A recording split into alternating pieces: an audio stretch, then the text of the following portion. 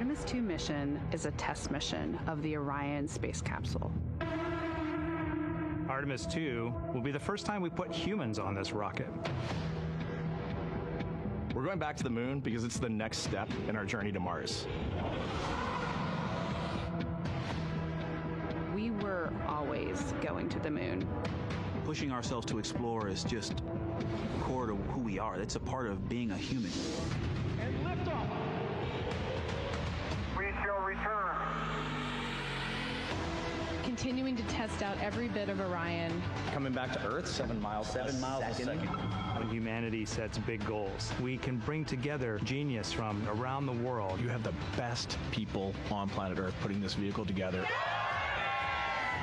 That's what's up. To innovate for the benefit of humanity and to inspire the world through discovery. And here we go.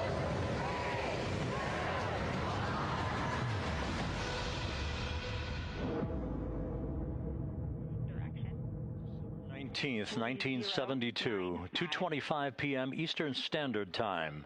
The Command Module America splashes down in the Pacific with Gene Cernan, Ron Evans, and Jack Schmitt aboard as the Apollo 17 mission came to an end, along with humanity's first series of expeditions to the moon. Today at this hour, you are looking live at our planet from the Integrity spacecraft, heading for a splashdown in the Pacific off the coast of San Diego just 1 hour and 35 minutes from now. And good day from the Artemis Flight Control Room here at the Johnson Space Center in Houston, where the entry flight control team is on duty at this hour, led by Flight Director Rick Henfling, joined on console with the voice you'll hear talking to the crew throughout the course of the day. That is Jackie Mahaffey, second from your left. Everything has gone extremely well as we are closing in on the return of Artemis's astronauts from their flight around the moon, an historic lunar flyby that will culminate with that splashdown in the Pacific off the coast of San Diego just 1 hour and 35 minutes from now. And with that, it's a good entry pad, and we can continue in the procedure. Integrity. You're looking at a live view inside Integrity. Reed Wiseman on the left doing a fist bump with pilot Victor Glover on the right, and down in the middeck area just below their feet, suited up in their launch and entry suits, are mission specialists Christina Cook and Jeremy Hansen of the Canadian Space Agency. A number of milestones yet to unfold before splashdown just over an hour and a half from now. Earlier today, the crew woke up at about 10:35 a.m. Central Time. They completed the final major maneuver of the flight, that being the return trajectory correction 3 burn. It was an 8-second burn that fine-tuned its trajectory to enter a corridor over the Pacific Ocean a short time from now. That will be the point of entry interface where the crew will reach the first traces of Earth's atmosphere at an altitude of 400,000 feet. The crew moved into its entry checklist just after 4 p.m. Central Time, suited up in those launch and entry suits, conducted leak checks, and now are in the final stages of their entry checklist. Instruction 115 of entry checklist. SM separation ATP is go. Houston copies. The next major milestone on the route home. Fully zipped, and they're working on EBS and then seating up. We copy. Thanks for the status. Jackie Mahaffey talking to Reed Wiseman aboard Integrity. The spacecraft now about 12,000 nautical miles from the Earth's surface. The next major milestone on tap for the crew will be the handover of communications from the Deep Space Network to the Tracking and Data Relay Satellite System. The Deep Space Network came into play after the translunar injection burn back on April 2nd that propelled Integrity toward its lunar flyby. We'll be back on the TDRS network here in about 41 minutes. Following that, the next activity will be the pyrotechnic separation of the crew module from the European service module. That is scheduled at 6:33 p.m. Central Time, followed 4 minutes later by one final critical maneuver. That will be a 19-second burn of Integrity's thrusters in what is called the crew module raise burn. Now, what that does is it basically acts If you were sitting in a reclining chair, you'd basically tilt yourself back. It raises the aft end of Integrity ever so slightly, and that is the final opportunity for us to fine-tune the angle of attack of Integrity through the area of peak heating at entry interface that will come a bit later on, about an hour and 18 minutes from now. So after the raise burn, we will be in the final orientation that will minimize any peak heating on the heat shield of Integrity and prior to the time the crew enters the Earth's atmosphere at an altitude of 400,000 feet. Entry interface.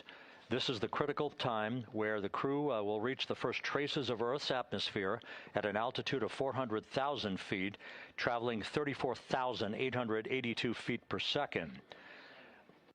Just 24 seconds after entering the Earth's atmosphere, we will experience a communications blackout expected to last 6 minutes in duration. This is planned, and it is caused by the interaction of the velocity of Integrity with the friction of Earth's atmosphere. There will be a buildup of plasma around the vehicle, and that ionization will prevent any communications with the crew and any receipt of data by flight controllers here in Mission Control. That blackout is scheduled to begin at 6:53 and 54 seconds p.m. Central Time. Again, a 6-minute blackout that will end, if all goes as planned, at 6:59 and 55 seconds p.m. Central Time. At that point, we expect to regain communications with the crew and a reacquisition of data through the Tracking and Data Relay satellite system. We will have a series of roll maneuvers. These are computer commanded that will roll the vehicle slightly to the left, then back to the right. That will bleed off excess energy as we begin our peak period of velocity. We expect to reach a maximum velocity of 24,661.21 miles per hour, equivalent to about Mach 33 times the speed of sound, shortly after we enter that blackout period. Once we exit the blackout period, of course, we're in the denser regions of the Earth's atmosphere, and then we get set up for the parachute deployment sequence. First, the deployment of 3 forward bay cover chutes that will pull essentially the top forward bay cover off the very top of the Integrity vehicle. That will be followed by the deployment of drogue chutes, and then the final deployment of a series of 3 main parachutes at 7:04 and 44 seconds p.m. Central Time. From that point on, it is about 3 minutes or so until splashdown. Splashdown scheduled at 7:07 and 8 seconds p.m. Central Time at a gentle speed of 19 miles an hour. So just to give you some perspective, at the time that we enter the Earth's atmosphere, we're traveling somewhere around Mach 32. We will splash down at a speed of about 19 miles an hour. The G-forces that will build on the crew members inside Integrity will build to about 3.9 Gs. That is what is expected and what they have trained for and what the spacecraft is designed to support.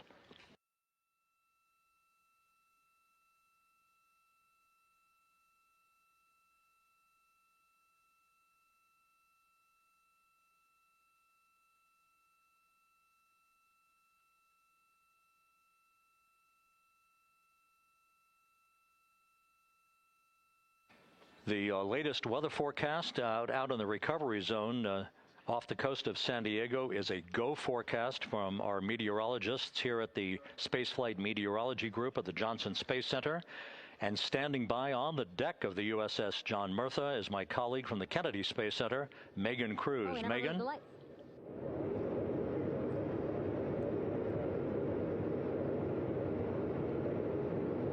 Hey there, Rob. Yeah, welcome to the bow of the USS John Murtha. This is where we will report out live updates from the ship as NASA and the U.S. military work to recover our Artemis 2 astronauts in just about an hour and a half. How exciting. Now, right now, as you can see, we are out in the Pacific Ocean. We are just west of San Diego. We're actually staged about 6.5 miles away from where we expect Orion to splash down. And then we will incrementally move closer. So at the time of splashdown, we'll be about 5 miles away, and then we will move to 3.2 miles away. At that point, we'll pause, make sure that all the debris that might be coming down with Orion, because basically some parts of like the parachute system, they're jettisoned off Orion during descent. So we'll just want to make sure that those all land in the water and that we are safe to move even closer. So we will make sure that we can move a little closer, and at that point we will move to a mile away from Orion. And at that point the ship will circle the capsule while NASA and Navy recovery forces work to get our astronauts out, and we should have great views of the bow from here. But also we have a ton of cameras all around the ship. For example, we actually have some cameras right to the left of me here on the bow. These are very strong, stabilized cameras. We can really get up close to make sure that we are sharing all the images we have available to you. We also will have some views from above. We actually have 5 planes providing live views of splashdown today. In fact, some of those aerial assets just took off from San Diego minutes ago. And then actually here on the flight deck, you see 4 helicopters, the 2 in the back. Those will take off in about 30 minutes from now, also with live cameras. So again, lots and lots of imagery that we hope to share with you today. And then those 2 helos in the front, those 2 will pluck the crew out of the water and fly them back to our ship. Now, the combined team here on the ship, more than 550 people, left San Diego 4 days ago, and since then I've watched different teams train every day, rehearse, final preps to make sure that they're ready for today. So to give us more of an update about how recovery is going on right now, why don't we turn over to Paul here, Paul Serpinski. He is the Assistant Artemis Recovery Director. Great to have you here, Paul. Great to be here. Thanks. Absolutely. So you just left the landing forces operations center here on the ship. How are we looking for recovery? Right now, it's looking great. When I left, they were just about to get into weather briefing with Mission Control Center in Houston. But listening to the loops this morning and everything that's been going on, the reentry trajectory correction burn, the return trajectory correction burn went great. They were right down the money, right on the money, right down the middle where they should be coming back. Our forces here are teams out in the water. All our boats are launched or will be imminently. So yeah, it's just coming along great. Yeah. It's really nice to see. We did see some of those boats float behind us. We were hoping to give you a live view, but of course they floated right out of the camera shot as you came to us. But so basically the team right now here on the ship, basically like monitoring mode, but really things will pick up about 15 minutes after splashdown. Yeah, so a couple minutes before splashdown, things start happening really, really fast. Mm-hmm. Some events during the re-entry, they're maybe a second or 2 apart, and so it just takes a whole lot of effort and a lot of updates back and forth between us and Houston to try to keep track of everything that's happening, all in real time. And then after splashdown, that's when the recovery team really kicks into high gear. We have our boat teams, our boat crews going out, our divers doing hazardous assessments as they get progressively closer to the capsule, making sure it's safe for all of our people to go in, and it's also safe for the astronauts to come out, because really at the end of the day, that's what we're here for, is we're to make sure that the astronauts get home safe after their tremendous journey to the moon and back. But then also we have, like you mentioned on a minute ago, all of our imagery helicopters are taking imagery, camera shots of it as it's coming in all the way through splashdown. I mean, they'll see it as soon as it crosses the horizon, all the way to the ocean here. And then afterwards, we have to recover actually Orion to bring it into the well deck of the ship. Absolutely, yeah. And so once the astronauts are safe on board, then those same dive teams are going to transition into securing the capsule. They'll position some equipment around it to kind of facilitate that. The ship will move into position. We'll attach a really big winch line to it, and then a bunch of tending lines. We'll pull the capsule around behind the ship and then start to slowly bring it in. And then, Orion comes in, goes hard down, and everyone cheers. Yeah, great day. Great day, exactly. Lots to coordinate, a lot to manage. Basically, planning for this recovery, Artemis 2 recovery, started a month after Artemis 1 launched. That was the uncrewed test flight of the Space Launch System rocket, as well as the Orion spacecraft. That was November 2022, a month later, all the planning for this. How does it feel to be so close to welcoming our friends, our astronauts home? I mean, for the whole team, I walked around the ship this morning, just kind of visiting with a lot of people, a lot of groups, and just kind of get the feel of them. And everyone has that same kind of mentality. Everyone's excited. Everyone's thrilled to see all that work that we've been doing, like you said, for the last 3 years, since right after the last one came back till now. And some people even further back. Some of them go back a decade or more. So everyone is just excited, and they're ready. They're really ready for this, and just to be able to see our crew come back, that's going to be a thrill for everyone. How are you feeling? Are you ready? Is this something you ever thought you'd be doing? I'm ready. I'm excited. This has been the pinnacle of my career so far. It really has. I've seen a lot of firsts, a lot of lasts, but I can't think of ever topping seeing the first crew to go to the moon and back in 50 years, and to be here and be a part of that. And it's just a tremendous privilege. And on behalf of the whole team, I'm thrilled, and so are all of us. We're ready. Yeah, I definitely think that those words really embody how everybody on the ship is feeling. So thank you so much, Paul. I appreciate you being here. And so, Rob, we'll toss it back to you again. We will continue to join you with live updates from the ship as much as possible.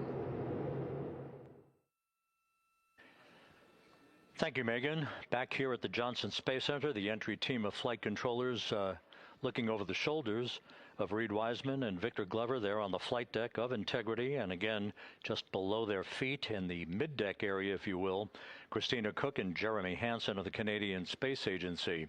They're in the final review of their entry procedures and all of the activities that will follow here very shortly in trip hammer fashion. We should note that after splashdown occurs, the flight control team here in Houston will be monitoring the orientation of the Integrity spacecraft. We are expecting it to splash down upright in what is called the Stable 1 configuration, with the top of the spacecraft pointed upward. Stable 2 would indicate that it is upside down in the water. Regardless of the orientation, there will be 5 inflatable airbags called the CMOOS system. That's the acronym for Crew Module Uprighting System. We are suit on complete.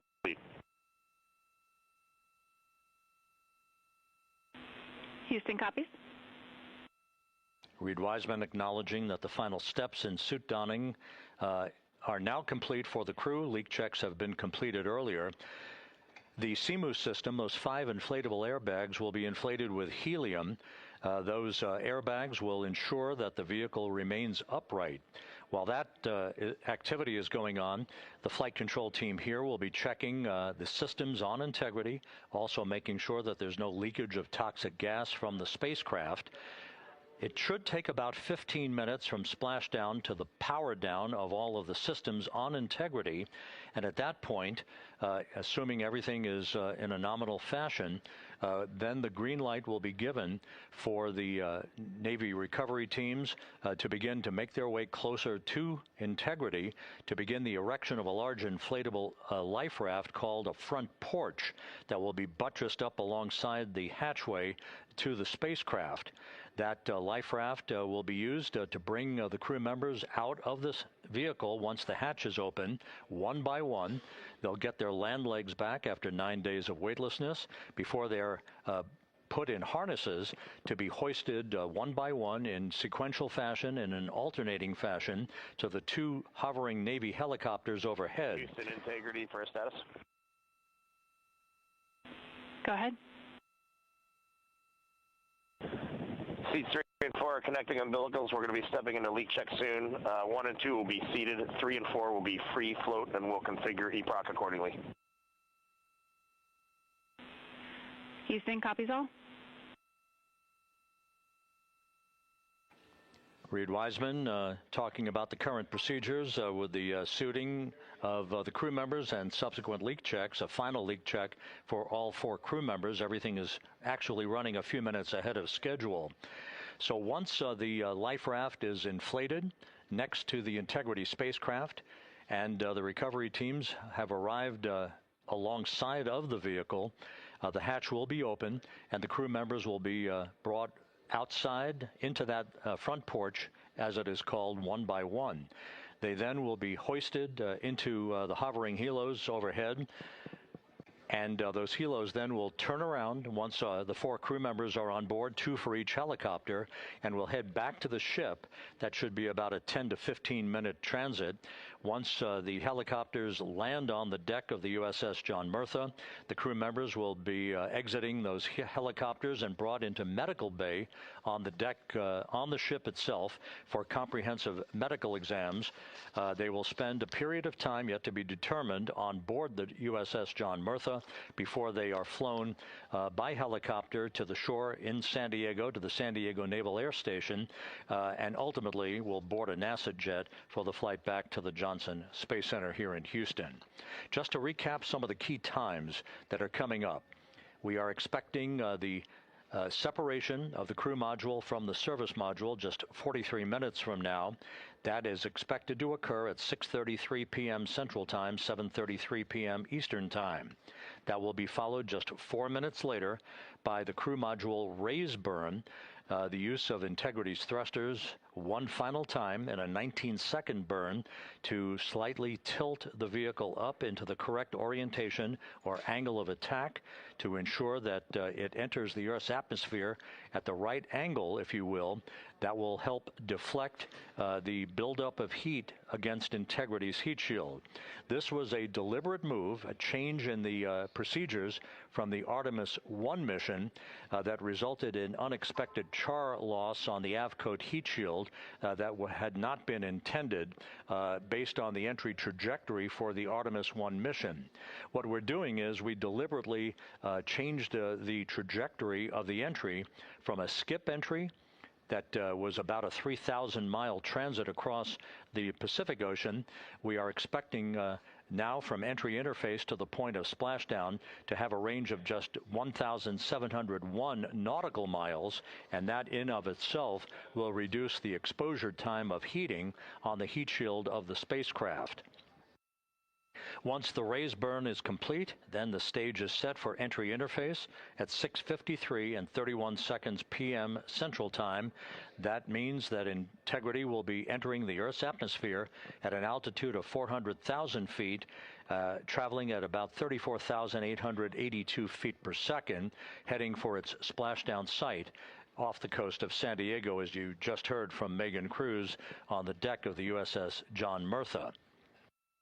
Splashdown once again under those 3 main parachutes is expected at 7:07 and 8 seconds p.m. Central Time, 5:07 p.m. Pacific Time, 2.5 hours before sunset. The actual total distance traveled for Integrity from launch to splashdown is estimated at 694,481 statute miles. Now that includes the first high elliptical Earth orbit following launch that enabled Integrity to move to 43,000 miles above the Earth at its apogee, and enabling a 24-hour period of systems checkouts before the flight control team here and the mission management team gave approval for Integrity to conduct its translunar injection that propelled it on its way to the moon and its historic lunar flyby. So the total distance we expect this vehicle to have traveled at splashdown, 694,481 statute miles.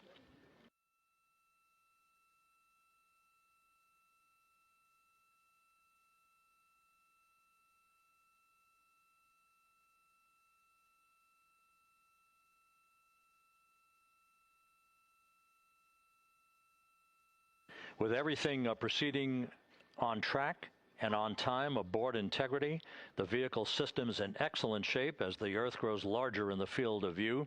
Let's go back to the USS John Murtha and Megan Cruz, who is standing by.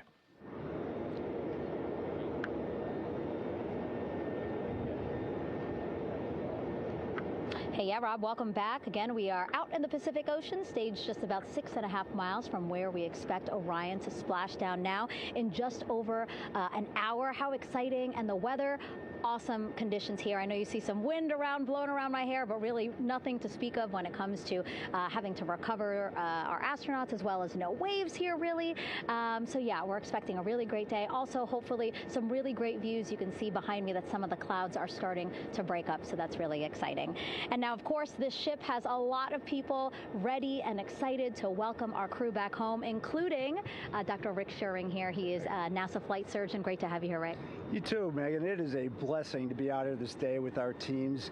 We've trained 3 years for this nonstop with the U.S. Navy and along with EGS, and we've so looked forward to this day. And you know, just by God's grace, everything's parting, the skies and everything. The crew's doing great. Looking forward to come back, and our teams are ready. So this is one of those days you've dreamt about, and now it's finally here, and we're ready, and just thankful to be a part of it. Yeah, and you play a really integral role. When was the last time you spoke to the crew, and how are they feeling in this last hour before splashdown? Sure. Yeah, so the crew woke up, when they splashed down, they will have woken up about 8.5 hours ago. Me and my fellow crew surgeons, Doctors Chris Haas and Rafi Kumjian from this Canadian Space Agency, spoke with them about 6.5 hours ago, just to double check on how they were doing, if there's any medical issues, you know, how they slept, and then kind of go over their landing day protocol for their medications, for what we call a fluid load, to try to replace some of the fluid and electrolytes that they've lost with just a normal space adaptation. Once they got to space, they kind of have to replace some of that fluid to help them with the whole landing kind of readaptation to 1G, which they haven't done for the last 10 days. And then just kind of let them know how things are going to play out, you know, out with the open water teams all the way until we finally get to the med deck. So they were very pumped up, very hurried though. They had a lot of cabin configuration, a lot of things to get ready. So they're excited, but also very focused on the job that they had to do. So like again, we've trained a long time for this, and we're ready. And you said some medications. I mean, those are kind of just to mitigate the effects of, obviously, their more than 695,000-mile journey back to Earth. It's just like anti-nausea medication, right? Yeah, exactly, Megan. You know, astronauts are very healthy, fortunately, and even when they come back in reentry, you know, the human system is very kind of dynamic. It has to readapt very quickly, and one of the most common responses they get is just some stomach awareness, to some nausea, even to some vomiting. And you know, with our crews that land out in Karagana, the Soyuz crews or our SpaceX crews, you know, they all kind of experience the same thing. This will be the first time we're landing in water since December 1972, and I worked with all the Apollo astronauts years ago, and they all told me that, you know, landing in the water, especially in the Pacific, can be very provocative. So we take steps to give them medicines to really mitigate some of that nausea, vomiting, help them feel a little bit better, and also sometimes just use a little anti-inflammatory medicine just to help with coming back to 1 Earth, or 1G. The effects of microgravity, especially as you age and you have a little arthritis, you feel great in microgravity, and everyone kind of curses coming back to the ground like, oh, dang, 1G, but so that helps a little bit. But for the most part, the main thing is just replacing that fluid and then trying to help them with that transition back to 1G, and then we're ready to go. Yeah, and their health is assessed almost immediately after they splash down. Yeah, so we have Dr. Jesse Wang, and we have our independent duty corpsmen, who are the Navy Virgin and paramedics, extremely highly trained, highly experienced Navy medics and divers, who will go out there, open the capsule about 28 minutes after splashdown, and do the first initial assessment. So Jesse and his team will go out there and look at each crew, kind of do their assessments, get vital signs, report back to Drs. Haas and Kumji and I back in the med bay, let them know how they're doing, and then you know, if they've got the normal kind of space adaptation kind of things, we expect that they're good to go on that. If anything, you know, didn't go the way we want, they're all prepared for that as well. And Jesse and his team, I mean, you know, this is their full-time job, taking care of, you know, sailors and folks who might be injured. We don't expect any injuries, but coming back, you know, going 25,000 miles an hour down to, you know, 20, you know, miles an hour is still a dynamic process. I've heard it described as, you know, kind of like a car crash. And then the crew will be ready to go, and Jesse and his team will make that transition to get them out to the front porch, do assessments on them again, call it to our med bay, and then once we have that and they're all good to go and the crew's feeling okay, we'll hoist them up in the helos, It's about a 3-minute flight back to the flight deck, and that's where me and the astronaut chief Scott Tingle will actually meet them. I'll get eyes on them, make sure they're all good, just take very slow transitions. Sure. And then one by one, we'll either get them out with the SMTs, the SAR med techs under each arm, just kind of just walk them very slowly to med bay, which actually helps them acclimate back to 1G. Or if they really don't have their sea legs back yet, then we might put them in what we call a stair chair, which will be right behind them, and then just very slowly kind of get them back into med bay to start our full assessments for the team. Yeah, so a really great team here to support them as soon as they get back, and also all throughout the mission, of course. You talked a little bit about this, but obviously, we have seen astronauts return from the International Space Station for over 25 years, so we kind of know that that journey, how it affects the body. But yes, we're talking about humans returning from the moon for the first time since 1972. How is this different from your perspective? So it's different in one very significant respect. On Apollo, for exercise, they had something called the Apollo Exergenia, which was basically just a little canister with some ropes, and they would have some resistance and kind of do that. And the Apollo astronauts really liked that. They liked the ability to exercise, because you decondition from a musculoskeletal standpoint, you lose your strength and your stamina very quickly. We had something called the Orion flywheel, which was able to impart much greater loads in terms of resistance, so they're able to do squats, deadlifts, different things, not dissimilar to what the ISS astronauts do, but with a lot less room to do it. Mm-hmm. And they also did rowing activities for cardiovascular health, and the crews loved it. But for the lunar crews, the future lunar crews, maintaining that physical conditioning, which our astronaut strength conditioning rehabilitation specialists, affectionately known as the ACERs, back in Houston, really work hard to get them in the best shape they're going to have to be in to get to the moon. That device hopefully will maintain that. And Apollo only had about a 4.3-day journey to the moon. Our astronauts are going to have about a 10 to 14-day journey. Right. So maintaining that physical fitness, that strength and stamina is going to be crucial for the success of being able to do those very physically demanding lunar EVAs. Right. So we're very excited about what the astronauts have said about the device and what they have to say about the role exercise plays, going to the moon. And also the mental benefit. Sure. They just really like sweating, breaking the sweat, and actually just feeling like they're just getting a workout. Right. Thank you so much, Rick. I really appreciate it. I know they're going to be in good hands, so we'll let you get back to it. Thank you so much. Megan, thanks for the time. Back to you, Rob. Okay, Megan, back here in Mission Control in Houston, everything is moving along in order. This view of Reed Wiseman on the left, Victor Glover on the right. We have good suit leak checks. Everything aboard Integrity is in excellent shape. The vehicle, with the Earth growing larger and larger in the field of view, we're now just about 8,200 nautical miles away from Earth and closing in for a splashdown just 1 hour and 5 minutes from now.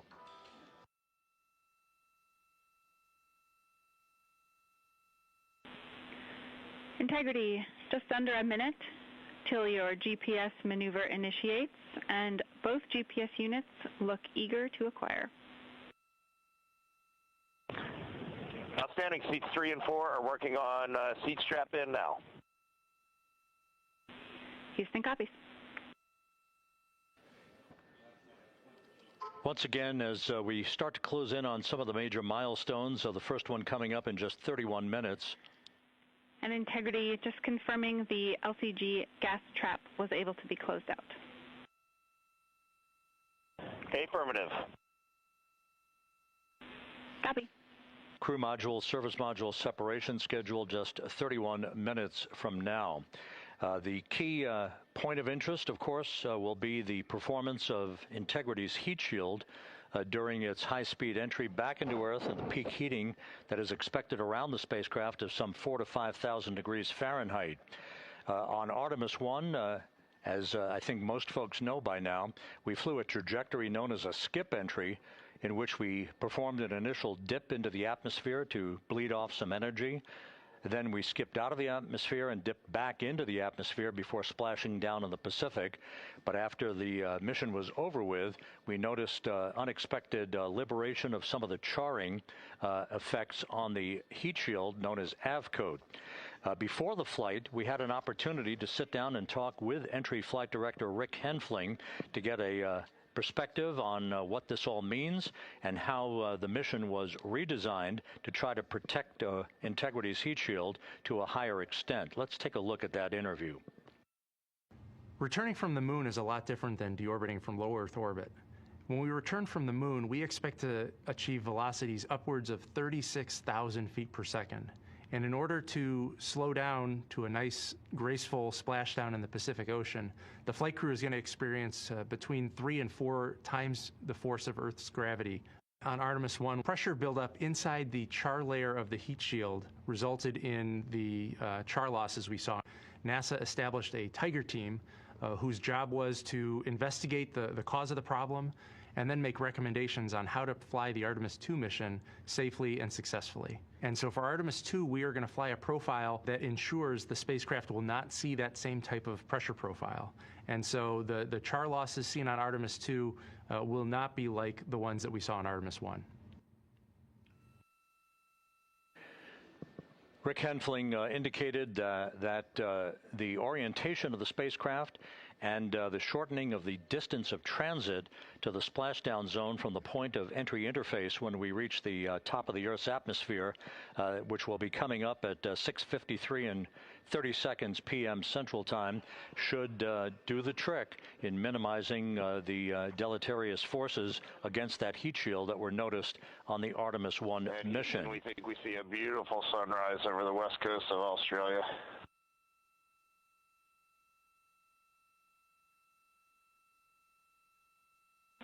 We copy. Commander Reed Wiseman reveling in his final hour in space on this mission as Integrity is passing over the southwest coast of Australia now at an altitude of some 7,600 nautical miles. That will begin the southwest and northeasterly transit across the Pacific Ocean. Let's talk a little bit more about some of the highlights and some of the numbers associated with the points of interest here. We are 27 and a half minutes away from crew module, service module separation. That will be followed about 3.5 minutes later by the raise burn that we've discussed, a 19-second burn of Integrity's thrusters to fine-tune its angle of attack as it enters the Earth's atmosphere. Entry interface is scheduled 47.5 minutes from now. That's the point at which we will reach the top of the Earth's atmosphere, traveling about 34,882 feet per second at an altitude of 400,000 feet. Just 24 seconds after entry interface, we will begin a blackout period of 6 minutes in duration at 6:53 and 54 seconds p.m. Central Time. Now, right about 10 seconds after the blackout period begins, we are expected to reach peak speed, which would be 24,661 miles an hour. That'll be about 103 miles an hour short of the velocity record set by the Apollo 10 astronauts, Tom Stafford, Gene Cernan, and John Young, when they returned from the moon on the Apollo 10 mission in 1969. That blackout period is expected to last 6 minutes in duration. At 6:54 and 52 seconds p.m. Central Time, we'll reach our peak heating period of about 4,000 to 5,000 degrees while we're in a communications blackout from Integrity and its astronauts. That blackout should end at 6:59 and 55 seconds p.m. Central Time, at which point we expect to regain communications with the crew. Capcom Jackie Mahaffey here in the flight control room will be talking to the crew, calling them, and we'll await a response from the crew as they come out of that blackout period. And at that point, their altitude will be just 157,000 feet above the Earth, traveling at 13,000 feet per second with a range to splashdown of just 147 nautical miles. From that point on, the next key series of events will be the deployment of a series of parachutes that we discussed before. First, the forward bay cover chute deploy that will pull the forward bay cover away from the top of Integrity, followed by drogue chute deploy, and then the main chute deploy that's expected at 7:04 and 44 seconds p.m. Central Time. That will begin the gentle descent of Integrity towards its splashdown at just a velocity of just 19 miles an hour and that will begin the recovery operations that you just heard Megan Cruz discuss with her folks on the USS John Murtha. All of Integrity's systems in great shape. The crew is suited up. Leak checks complete as we stand by for the next major milestone, which will be the crew module service module separation just 24.5 minutes from now.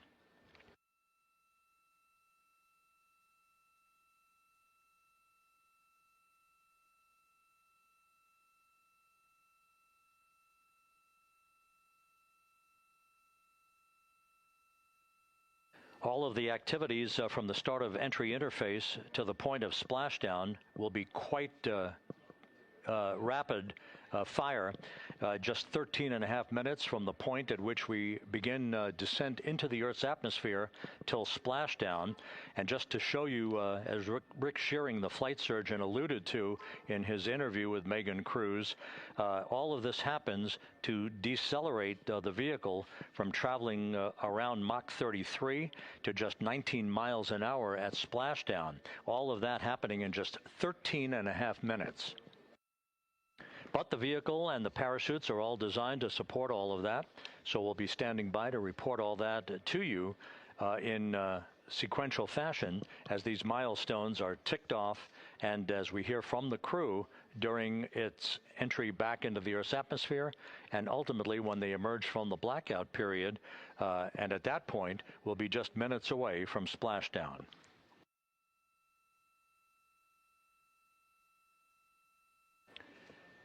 So with all of those preparations ongoing, we can return here briefly for another report from the USS John P. Murtha and Megan Cruz. Megan?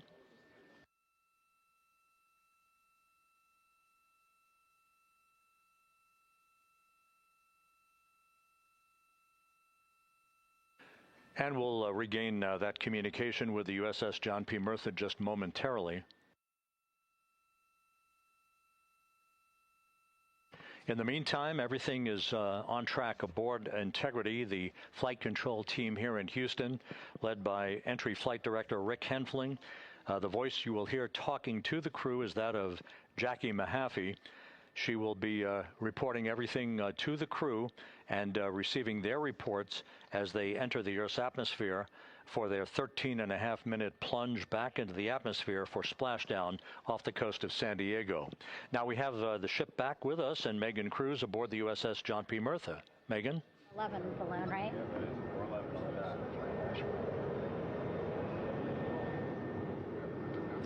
Hey, Rob, yeah, the excitement is really building here on the ship. I'm watching right now one of the weather balloons being lofted up from the ship. Again, weather balloons, very important for us to make sure that we are tracking the right kind of weather and also the data that's needed for what's called our Sasquatch team. Again, it's a team out of NASA that basically makes sure that the debris that comes off of Orion, again, some of those pieces of the parachute system, make sure that they don't fall on us here in the sea, and also our aerial assets, our folks in helicopters. So watching that float away right now. But with me right now is Captain Eric Kenny. He's the commanding officer of the John P. Murtha naval ship. Thank you so much for being here. There are so many moving parts that you have to keep an eye on. That's absolutely right, yeah. But first of all, on behalf of the crew of USS John P. Murtha, Megan, thanks for having me on today. Happy to tell you what we're doing and excited to get the interview started. Yeah, absolutely. Why don't we actually take a look at the flight deck here? We'll start there. Basically, we also, while watching this weather balloon float away, we notice all 4 helicopters leave the flight deck. We now have an empty flight deck. We had 2 imagery helos as well as the 2 crew helicopters that will go recover the crew. This is just one of the many things that, again, our ship of 550 people, it's something that you oversee as commanding officer. Yeah, absolutely. Every commanding officer, I would say really every naval service member, our priority is always safety. And as the commanding officer, I take that as one of my primary roles here on board. Mission accomplishment is important, safety always. So my day really has, I would say my message to the crew has sort of changed over the past 24 hours. As we're leading up to today, we've been building up the excitement and motivating the team for the training that we've executed. But really over the past 24 hours, now I'm trying to get us to slow down a little bit. Trust our training, right? Don't believe all the hype. Don't believe everything that's going on. Just let's trust what we've done to get to this point, and if we do that, we'll be successful today. Mm-hmm. And also part of the big success is obviously the coordination between NASA and the U.S. military. How does it feel being able to support the human space program we have? Yeah, I mean, since 1959 with Mercury, Gemini, Apollo, the history between NASA and the Navy has been in lockstep. But like any other skill, if you don't practice it regularly, that skill atrophies. So we've had a few decades off from that. But, over the past 4 or 5 years, really with this ship over the past year, we've constantly trained and working for this moment right here. Building up the hype, but to get to this point today, to be able to trust all the training we've done. We've worked with, working with NASA, the Air Force, the medical team, dive team. You want to talk about high-performance organizations coming together, working in unison? We are seeing that here on board the USS John P. Murtha, and I can't be more proud of all the work everyone's doing. Yeah, you had some great words this morning saying just that, again, that it's really nice to see everybody working together and so excited. I mean, you just became the commanding officer of this ship back in February. How does it personally feel for you to be a part of this historic moment today? Yeah, I mean, first and foremost, I'd say any opportunity to command any warship in the United States Navy is a tremendous honor, is a pinnacle of any naval officer's career. That being said, as my change of command was approaching, and I realized that Artemis was going to be in the window here, to say that I'm humbled and honored to be here is an understatement. What really just excites me is the opportunity to see this crew, who has been training so hard over the past year plus, come together. It is what inspires me. Listening to NASA and the ownership and pride they take, they make my crew better. I think we're making NASA better together. That synergy is something that I'm happy to see and hopefully take forward with me in my career. Yeah, it's all about partnerships. We couldn't do it without you, and we couldn't have gotten to the moon without our international partners as well. So thank you so much, Captain. It was really great to have you here today. Thanks, Megan. Awesome. All right, Rob, back to you. Thank you, Megan. Back here in Mission Control in Houston. We just had a quick view of the crew. We'll get that view back, and there they are again. Here in Mission Control, the entry team of flight controllers led by Rick Henfling and Jackie Mahaffey serving as the spacecraft communicator. We have just handed over communications links from the Deep Space Network that we communicated with the crew through from the time of the translunar injection burn back on April 2nd. We've just handed back to the Tracking and Data Relay satellite system as we prepare for the crew module service module separation that will take place just 17 minutes from now. With the Earth looming in front of Integrity as it barrels back for a splashdown of the Pacific just 50 minutes from now, we're just 5,700 nautical miles from splashdown. Just one other quick note about the comparison from the Artemis 1 entry profile to the Artemis 2 entry profile and how that is serving as an extra layer of protection for Integrity's heat shield. The Artemis 1 entry had an entry range of some 3,178 nautical miles, a very long downtrack, and a very longer period of exposure to heat loads than we're experiencing tonight. It also had that skip entry profile that we discussed earlier, dipping into the Earth's atmosphere, then back out, then back in. It was about 20 minutes of exposure. Integrity, Houston, comm check on TDRS. Jackie, we have it loud and clear on TDRS. We have you the same. And there's one of the weather balloons being deployed from the USS John P. Murtha.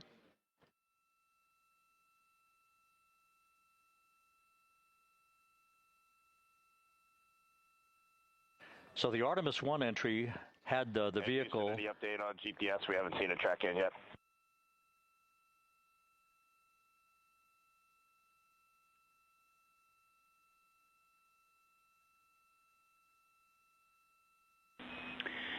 Reed, we are watching. We are starting to get into the window where they may start acquiring, so should be within the next 10 minutes. Okay, sounds good. We're holding at step 17 and getting ready for CM-RCS hot fire.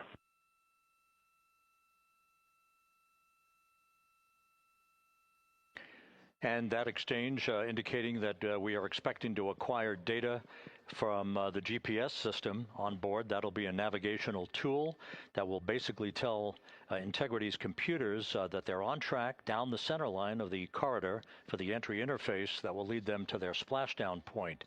Once again, the Artemis 1 entry exposed the heat shield for about 20 minutes of peak heating. For Artemis 2, we're going to reach a downtrack distance of 1,701 nautical miles from the point of entry interface with just 14 minutes of duration. And it's basically a different angle of attack, a little bit steeper angle of attack that will protect the heat shield from excessive heat loads. So that is the difference between Artemis 1 and Artemis 2, all designed into this mission to gather data to protect the heat shield, since the Artemis 3 mission and beyond will have a different designed heat shield that will allow that skip entry type of profile to be resumed for all of the future missions coming back from the south pole of the moon when we initiate lunar landings.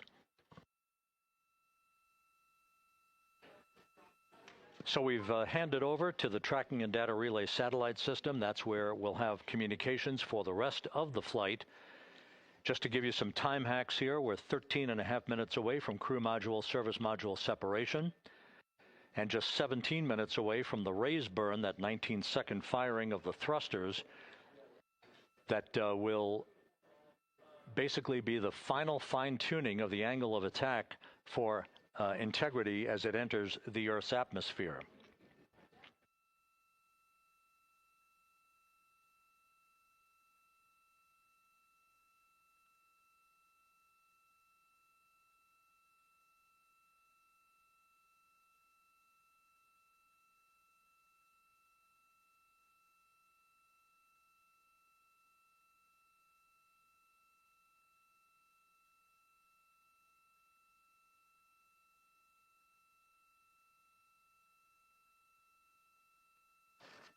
And once again, a dueling box view of some of the assets that are involved in recovery operations today.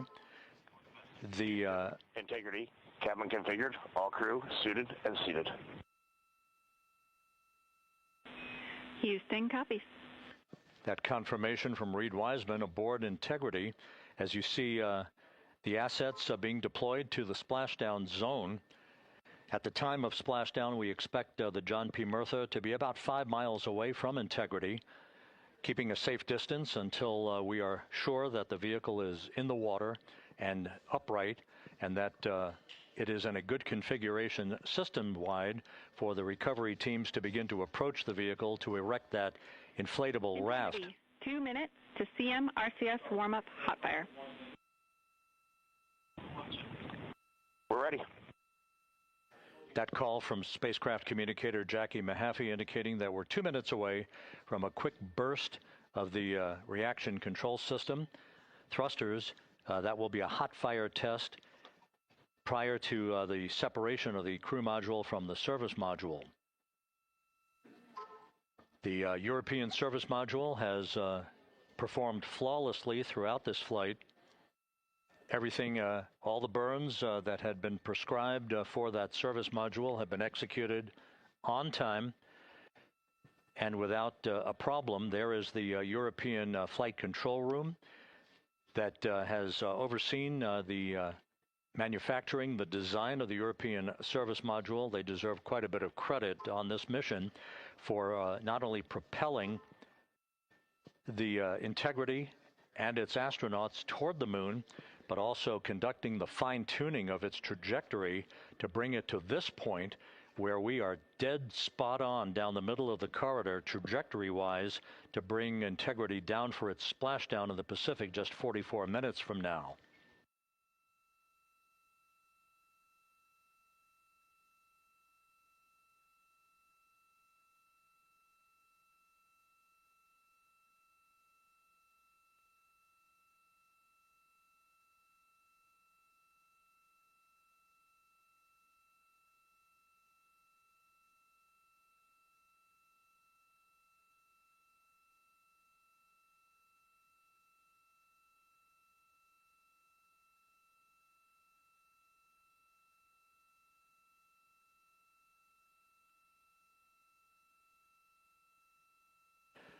What you're looking at is a computer-generated visualization based on real-time telemetry from Integrity.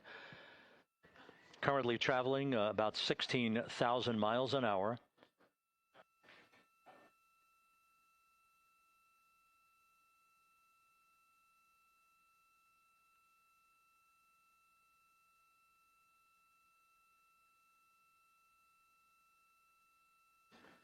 Integrity traveling about 16,000 miles an hour. For the prop cautions, we're taking a look. Copy that. Now just about 5,100 miles from Earth. Splashdown scheduled 43 minutes from now. We're just 9.5 minutes away from the crew module service module separation.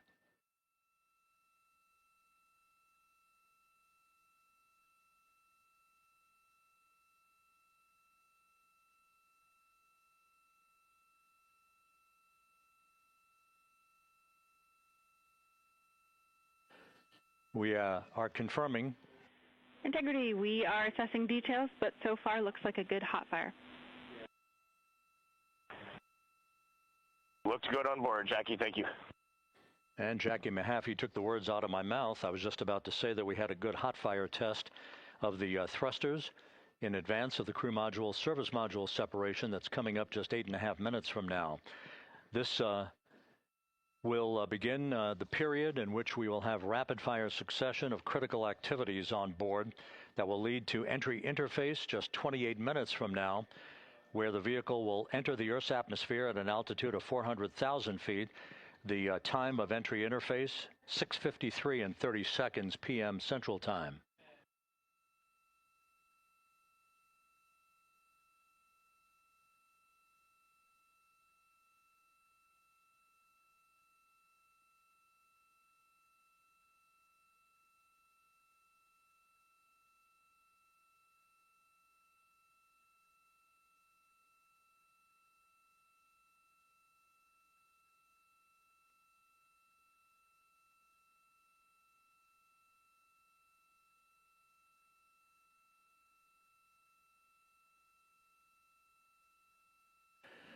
Integrity's astronauts were awakened at mid-morning to begin their entry preparations.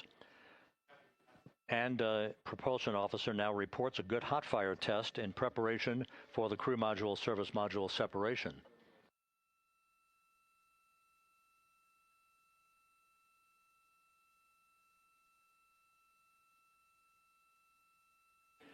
We're now inside 41 minutes until splashdown.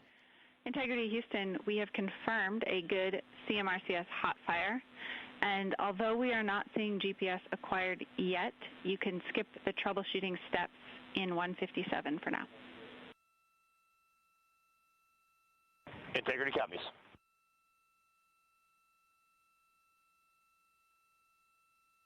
That GPS discussion indicating that we will be acquiring navigational data for Integrity through the Global Positioning System equipment on board. We just don't have it yet, but we will. All of Integrity's systems are in great shape to support its high-speed entry into the Earth's atmosphere. It, once again, will reach a peak speed of 24,661.21 miles an hour. You're calling GPS. We at least have GPS 1 looking good on board.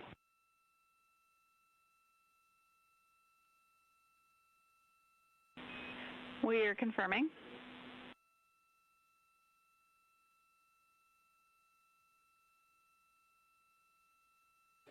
The guidance, navigation, and control officer here in Mission Control confirming that we have good lock on GPS data.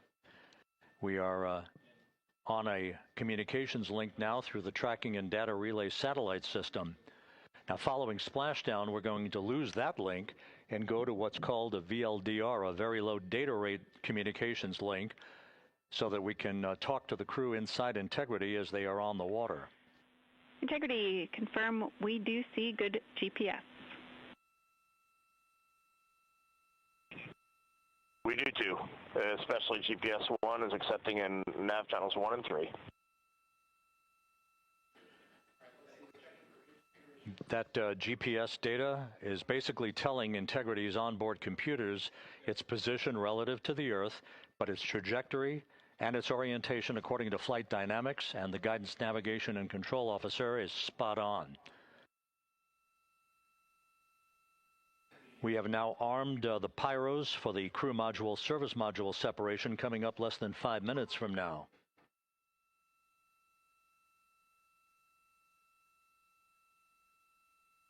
Once again, just 10 seconds after entry interface, we will see Integrity reaching its peak speed of 24,661.21 miles per hour.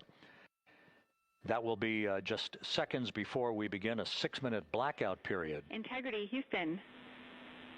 Your vehicle is in a good config for CM-SM SEP and go for CM raise. Houston, we see the same on board and copy go for CM raise.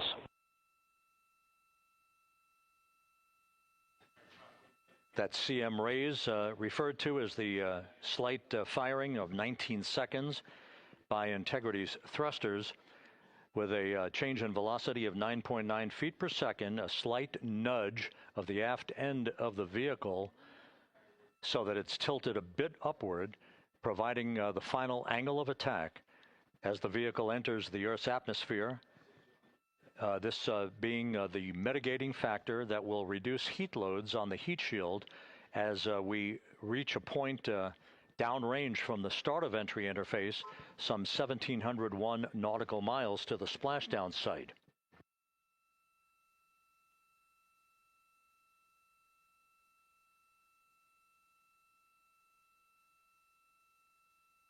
Integrity systems in excellent shape. We are currently 3,300 nautical miles left in this mission. Splashdown scheduled 36 minutes, 39 seconds from now.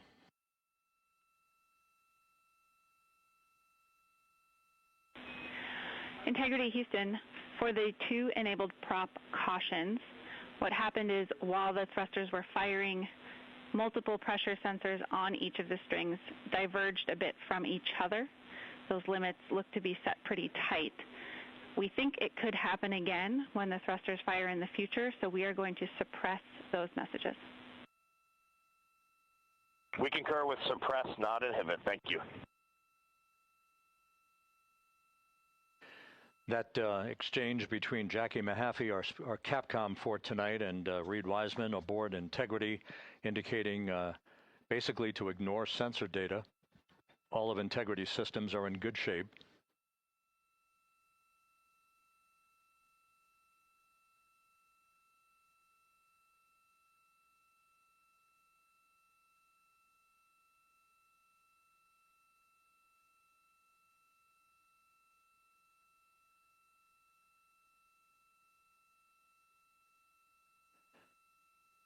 Now, coming up on about 90 seconds till the crew module, service module separation.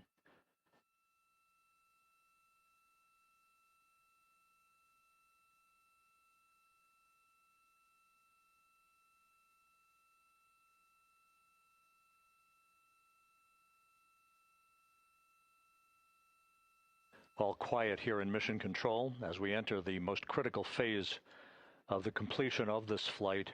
All of the preparatory activities leading up to the vehicle entering the Earth's atmosphere just 21 minutes from now.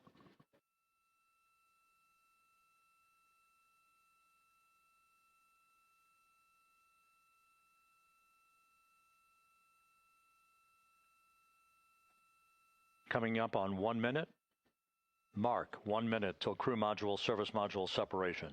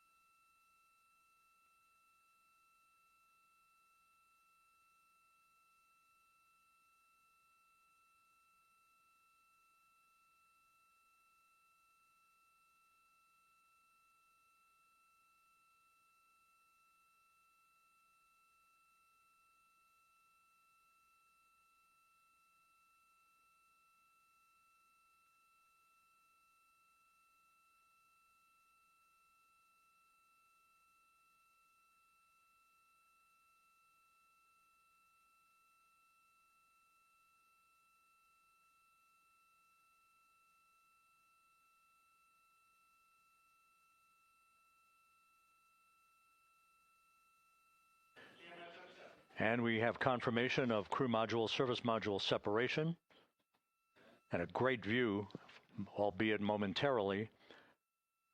Houston, good step on board. Houston copies and concurs.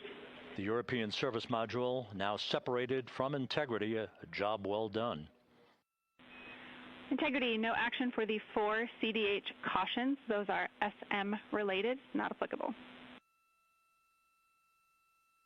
Integrity.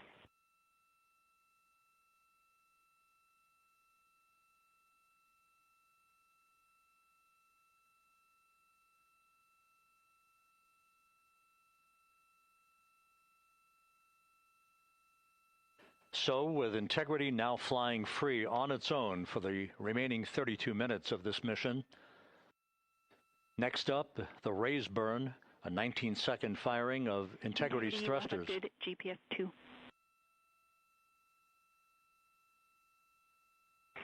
Integrity copies, good GPS 2. Coming up on the 2-minute mark until the raise burn. Again, this is the final tweaking of the orientation of Integrity to put it in the right angle, if you will, the angle of attack that it will fly in during its entrance into the Earth's atmosphere. Entry interface now just 18 minutes, 25 seconds away. This is a visualization, but driven by real-time telemetry. This is the maneuvering of Integrity to the raise burn orientation. Just 2,800 miles from Earth.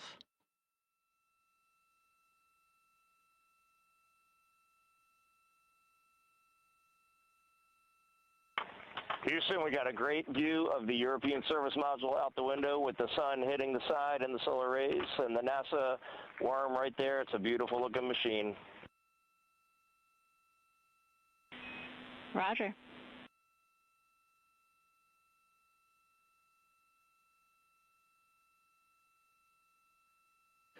And we have completed the maneuver to the raise burn orientation, 1 minute away from the raise burn.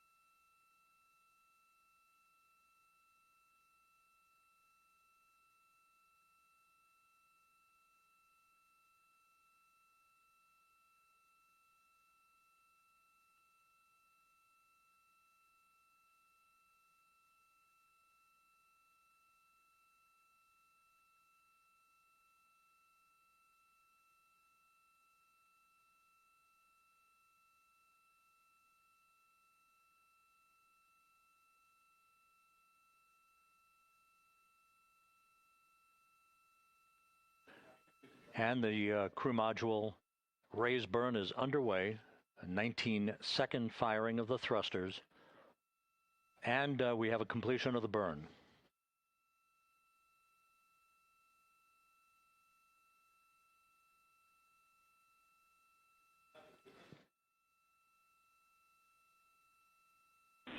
Integrity, good. CM raise burn. Your flight path angle is within limits.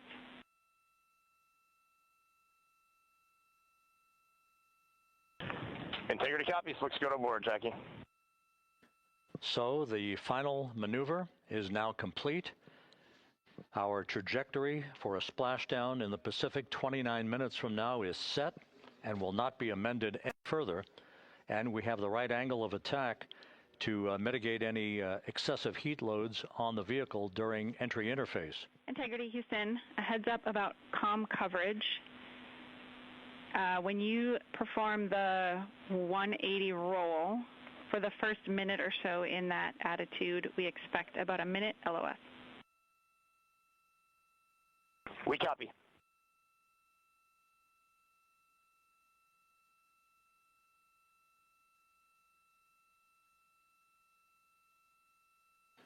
So for those who are watching, The series of events coming up, we will enter the first traces of Earth's atmosphere 14 minutes, 45 seconds from now.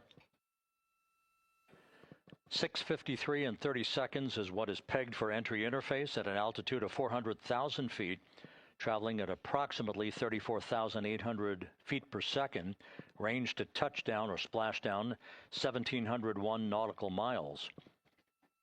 24 seconds after entry interface, we will enter a 6-minute blackout period in which we will lose communications with the crew. This is expected due to the buildup of plasma around the vehicle. That's an ionization effect due to the collision, if you will, of the velocity of the spacecraft with the friction of the Earth's atmosphere. That 6-minute blackout is expected to begin at 6:53 and 54 seconds p.m. Central Time. During that period of time, we will reach our peak speed of 24,661 miles per hour.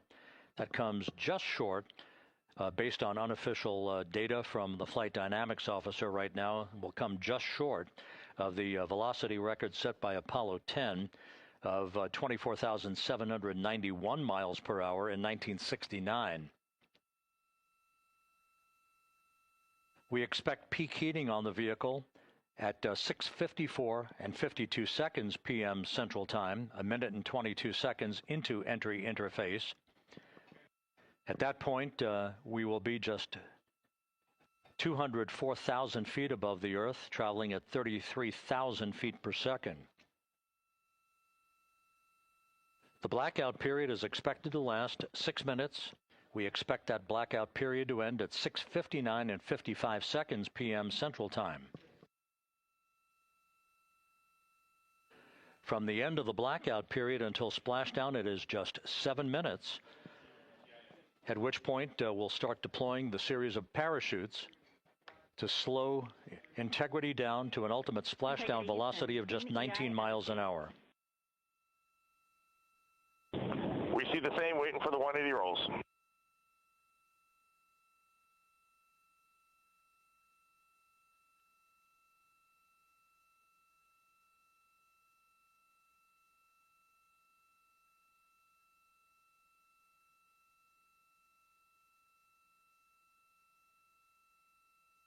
The parachute deployment sequence, once again, will come in several segments, but in rapid fire succession. And we have a great view of the moon out window 2. Looks a little smaller than yesterday. Guess we'll have to go back.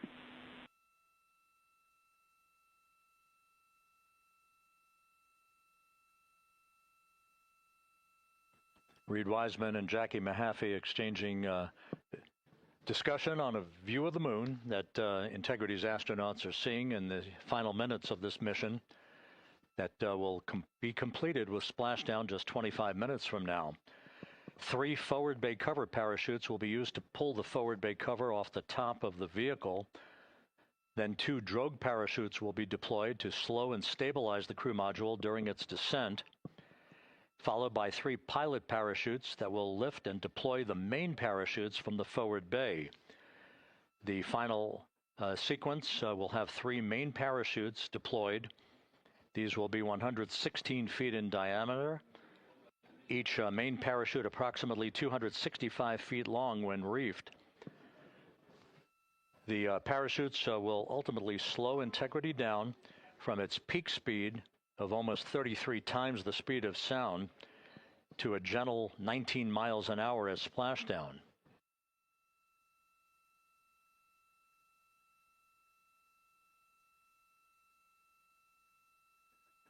The vehicle is now currently in a roll to the proper attitude for entry interface.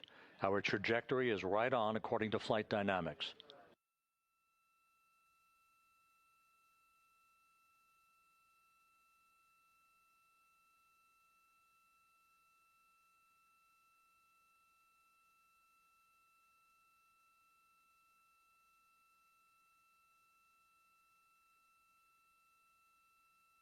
Integrity is on a trajectory from southwest and northeast across the Pacific Ocean, descending at a rate of 15,000 feet per second.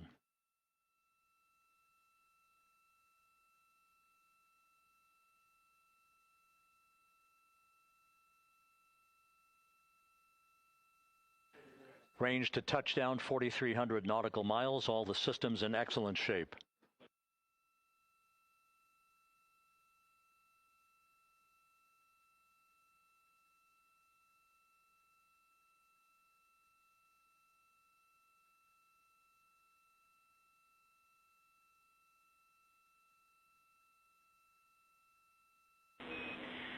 Integrity, Orion in the EI roll 180 attitude.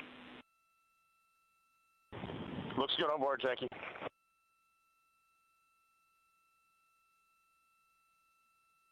This view out of one of Integrity's windows.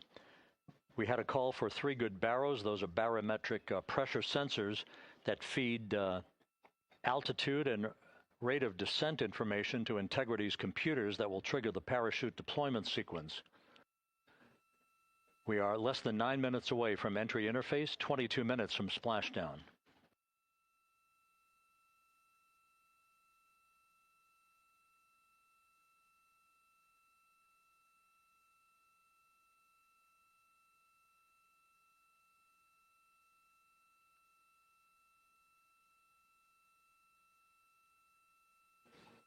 You can see the reflection of one of the crew members in the window.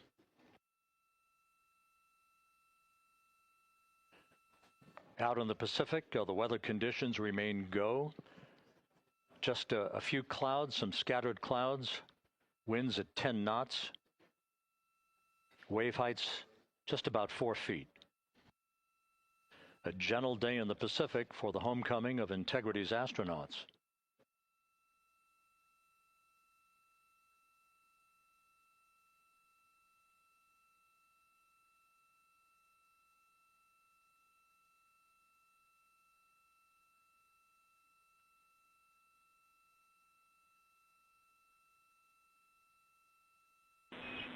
Integrity back in EI attitude.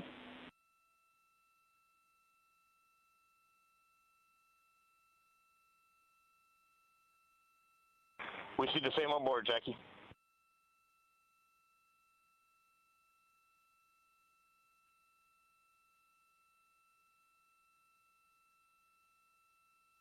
Houston, purge is complete. Crew and vehicle are configured for entry. Houston copies. And we're in step 37, transferring nav state to BFS.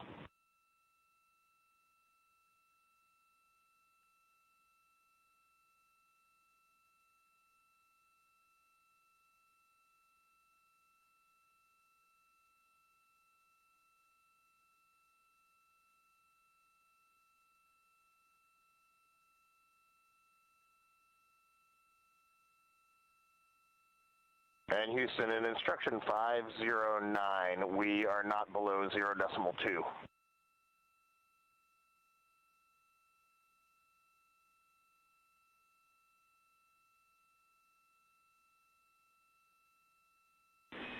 Integrity, no action required.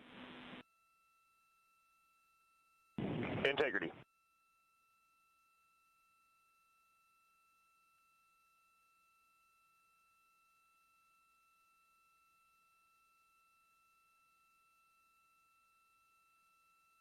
Now 6 minutes away from entry interface. We will hit the first traces of Earth's atmosphere at an altitude of 400,000 feet, traveling about 34,882 feet per second. Range to splashdown at that point will be 1,701 nautical miles.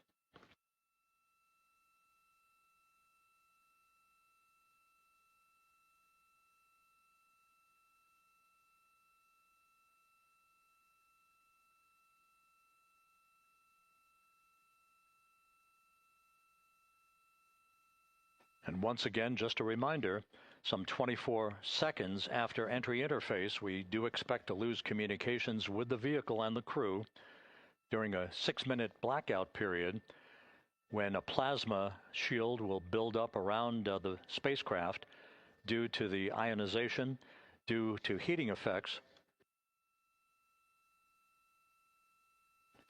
And Flight Dynamics has just confirmed we will have a blackout period of exactly 6 minutes in duration.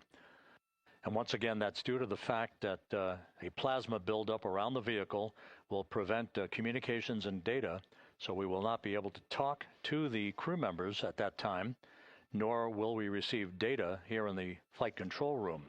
Houston, everything is looking good on board. Just confirm no pre-EI downloads. Houston concurs. That blackout period to begin at 6:53 and 54 seconds p.m. Central Time, and again will last about 6 minutes in duration.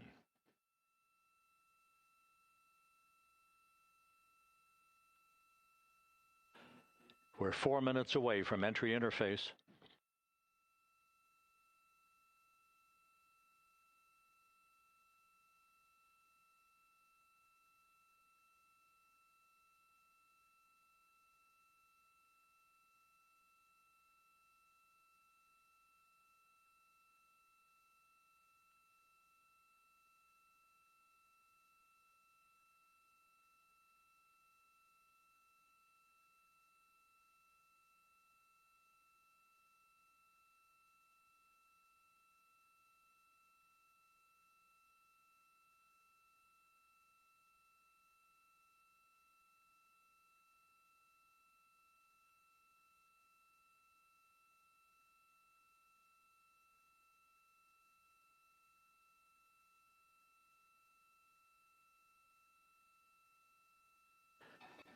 This view from Integrity as it crosses from southwest to northeast across the Pacific Ocean, 3 minutes from entry interface.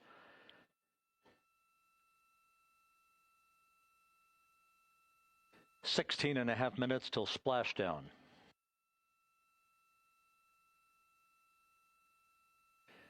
The USS John P. Murtha and the recovery team is on station and in position, as are the airborne imagery assets that we hope to receive imagery from as Artemis enters the Earth's atmosphere and through parachute deployment.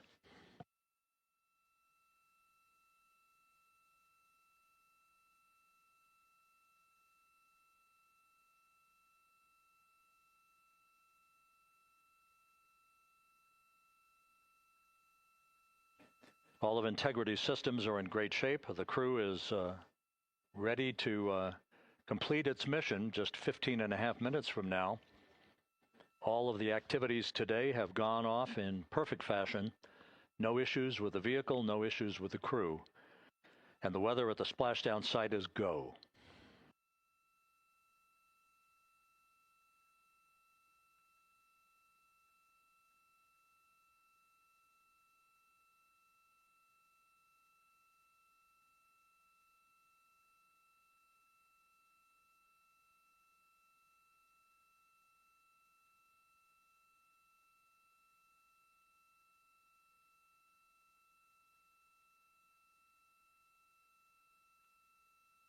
Coming up on 1 minute until entry interface.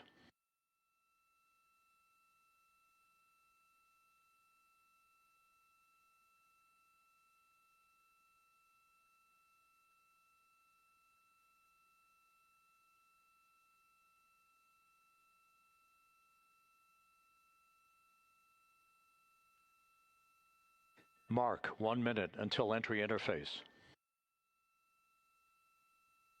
1 minute, 20 seconds until the expected start of our 6-minute blackout. Integrity, 1 minute to a 6-minute blackout. Integrity.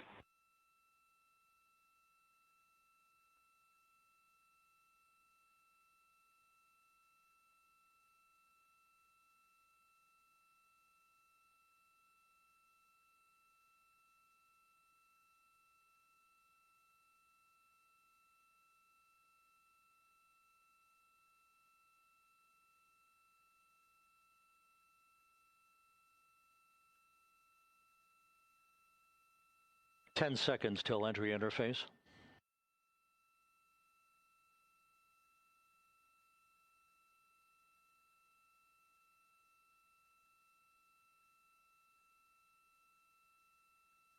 And we have crossed the threshold, now entering the Earth's atmosphere.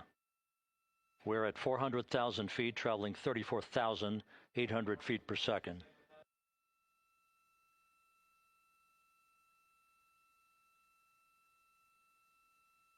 Time to splash down, 13 minutes, 10 seconds.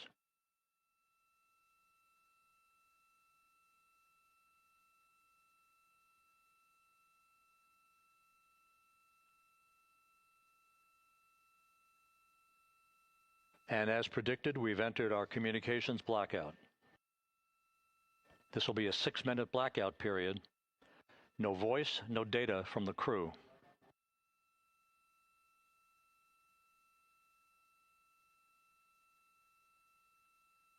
We're 30 seconds away from the anticipated point of peak heating on the vehicle, where temperatures will rise to about 4,000 to 5,000 degrees Fahrenheit. This is the true test of our trajectory.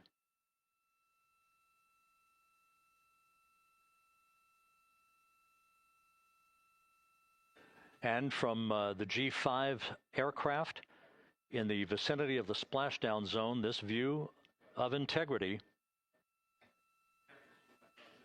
So that pinpoint of light shows the vehicle as it enters the period of peak heating in the Earth's atmosphere, the first tug of gravity being felt by Integrity's astronauts since their launch back on April 1st.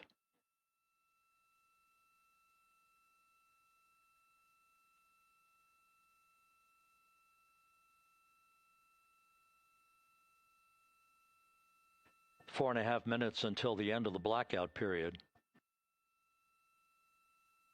Time to splashdown, 11 minutes, 33 seconds.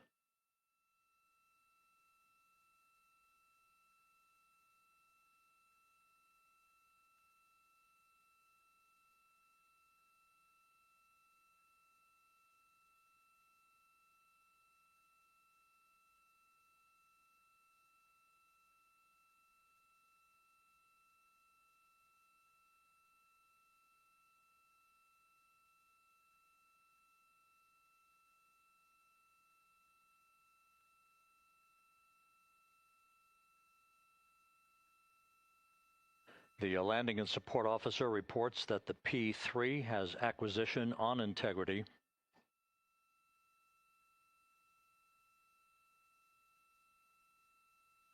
Three and a half minutes left in this blackout period. This is a visualization of the plasma buildup around the spacecraft and the repelling of that heat on Integrity's heat shield.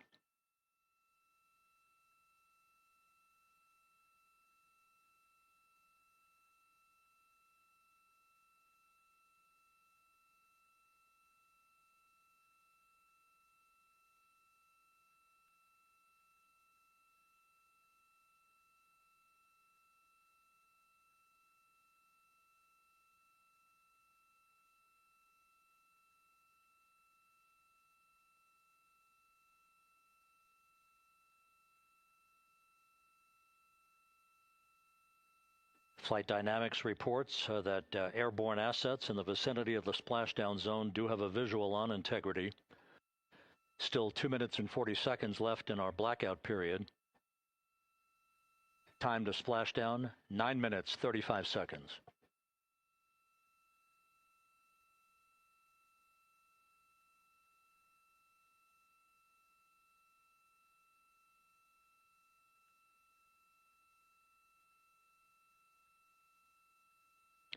Multiple airborne assets as part of the recovery team all have visuals on Integrity.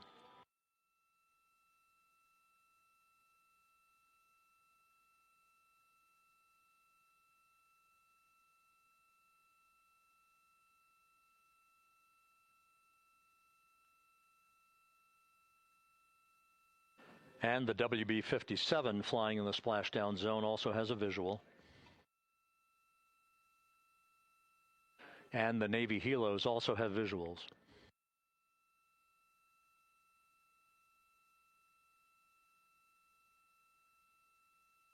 We're still in the blackout period. Still do not have communications from the crew.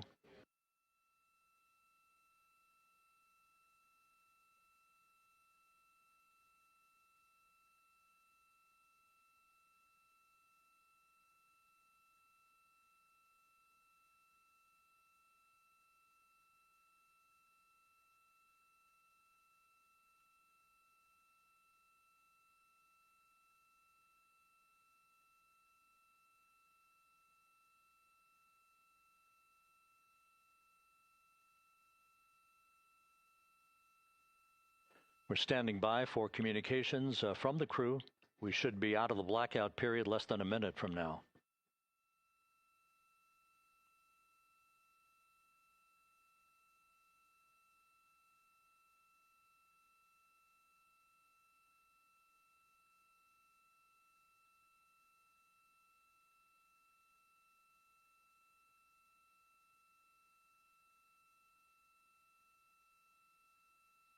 We are now processing data from Integrity.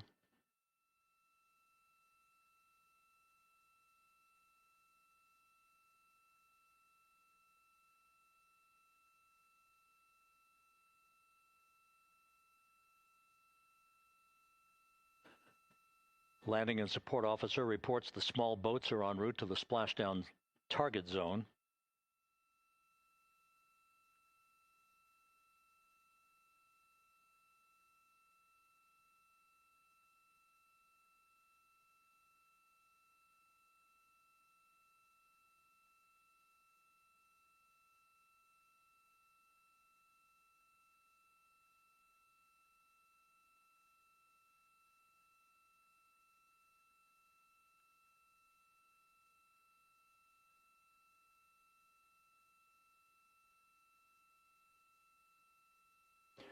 Passing through 150,000 feet, our trajectory is perfect.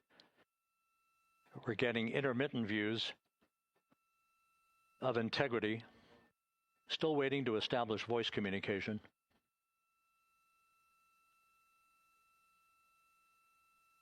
Integrity, Houston, comm check, post-blackout.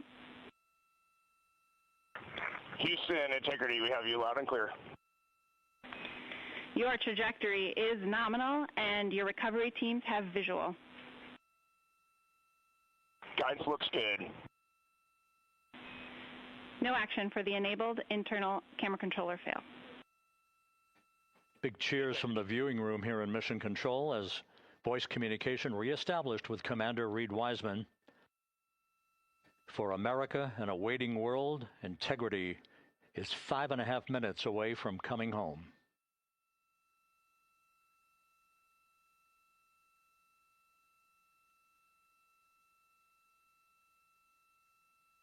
Passing 100,000 feet now.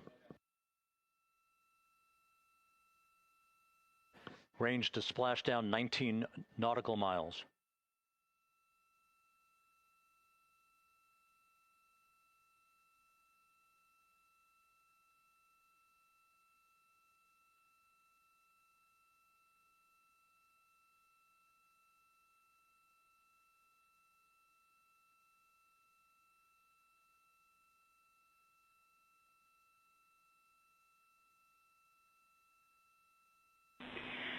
Integrity, impact to the camera controller fail is no Cab 1 views of the chutes.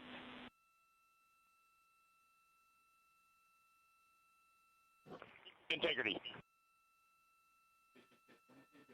We're processing good data through the GPS system. A good view of Integrity, time to splashdown 4.5 minutes.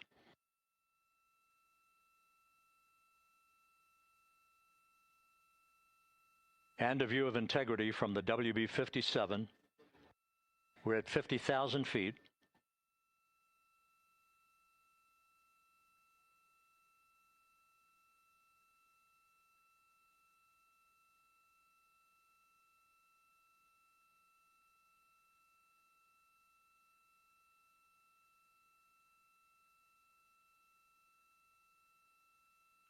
The pyros are armed for forward bay cover jettison.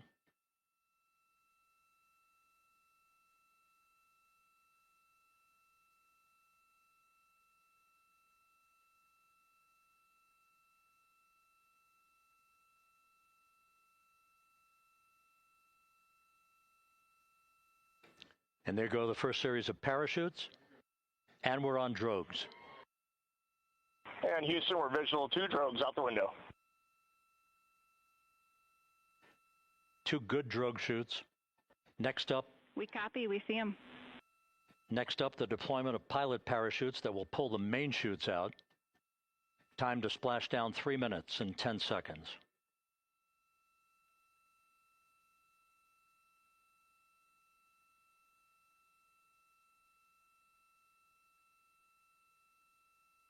Perfect descent rate according to flight dynamics. Good rates on 2 drogues. We see the same on board.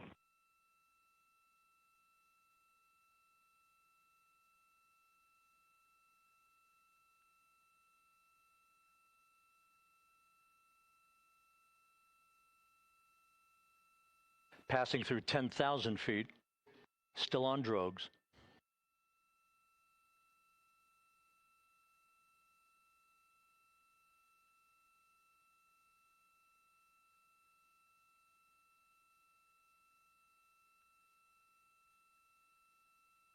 Main chute deploy. We're at 5,000 feet.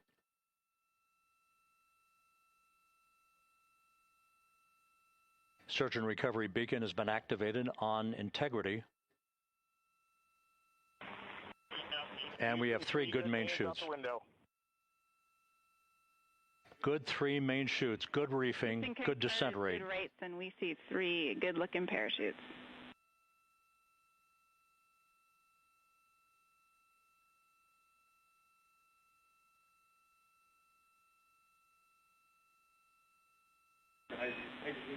Integrity. Cabin pressure indicates no need for hydrazine checks. Integrity copies. This is a perfect descent for Integrity. Its crew sounding hale and hearty on board. Time to splash down 1 minute, 15 seconds.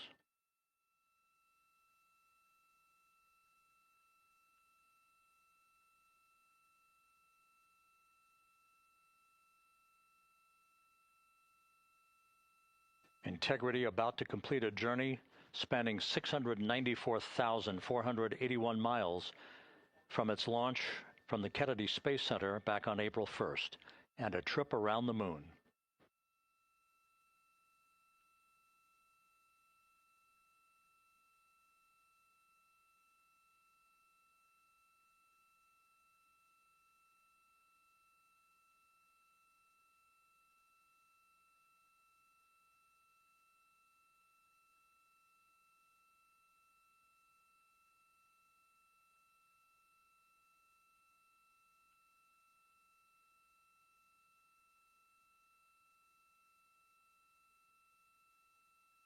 Passing through 1,000 feet.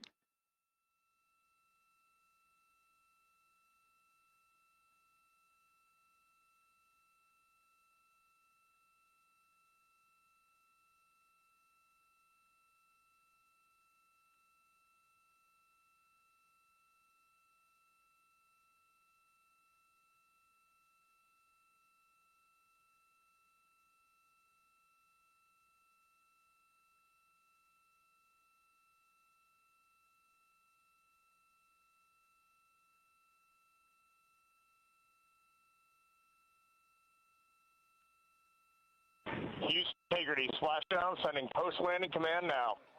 Splashdown confirmed. Copy splashdown, waiting on VLDR. Splashdown confirmed at 7:07 p.m. Central Time, 5:07 p.m. Pacific Time. From the pages of Jules Verne to a modern-day mission to the moon, a new chapter of the exploration of our celestial neighbor is complete. Integrity's astronauts back on Earth.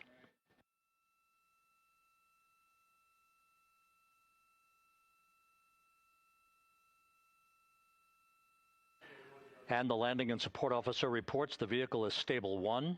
We still will be deploying the crew module uprighting system to maintain that orientation. A perfect bullseye splashdown for Integrity and its 4 astronauts.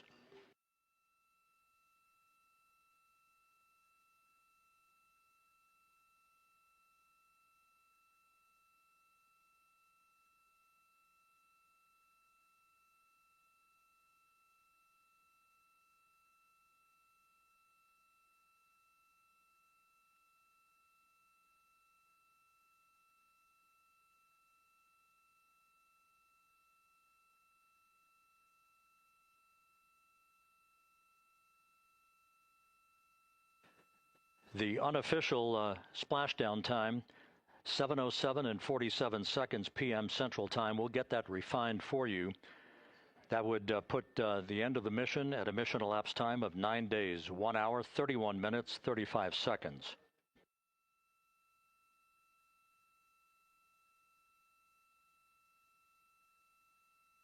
And we're configuring for very low data rate.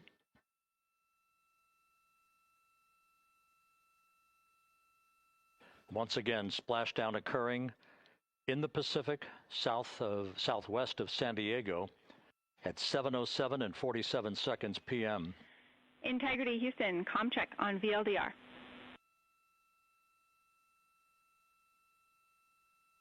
Houston, we have you loud and clear on VLDR. How us? We have you the same. We'll meet you over in post-landing. Perfect communications established. A journey. We are stable 1, 4 green crew members. Houston copies all. Reed Wiseman reporting 4 green crew members. That is not their complexion. That is the fact that they're in great condition. That's what that means. So stable 1, upright. The crew module uprighting system is being deployed. The 5 airbags being inflated through helium to maintain the upright configuration for the vehicle. This was a textbook entry and a textbook touchdown for Integrity. Reed Wiseman, Victor Glover, Christina Cook, and Jeremy Hansen back on Earth after a journey around the moon.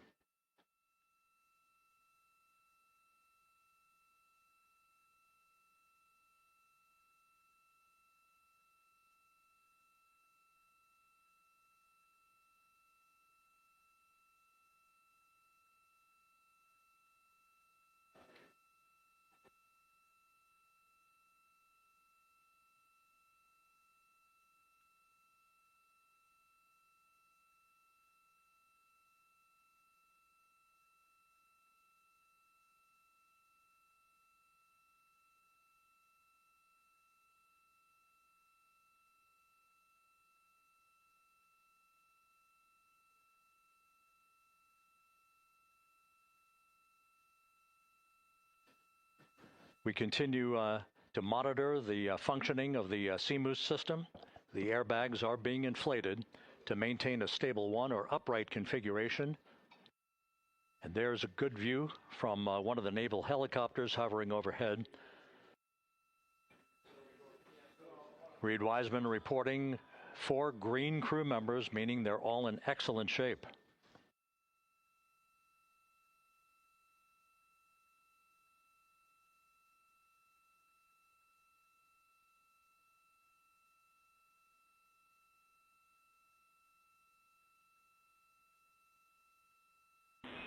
Integrity Houston for SAR beacon and radio. SAR beacon is in for 06, and we're powering the radio now. Go ahead. We see the beacon on. However, the recovery team is not seeing the signal. Your SAR radio uses the same antenna, so you may run into trouble with the radio. Okay, copy. And we are also powering up the sat phone now.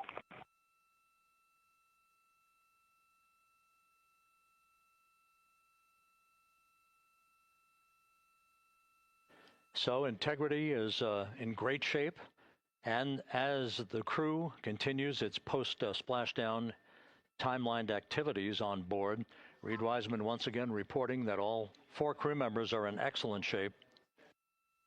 And we have 5 inflated airbags to maintain an upright configuration so that the recovery team can now begin a slow approach to the vehicle. Meanwhile, here in the flight control room, Entry Flight Director Rick Henfling is polling his team of flight controllers for the start of powering down the vehicle after a thorough systems check. We have no toxic gases to be concerned about, so the recovery personnel can approach the vehicle, but not until we have powered down the spacecraft. That's expected to take a few more minutes.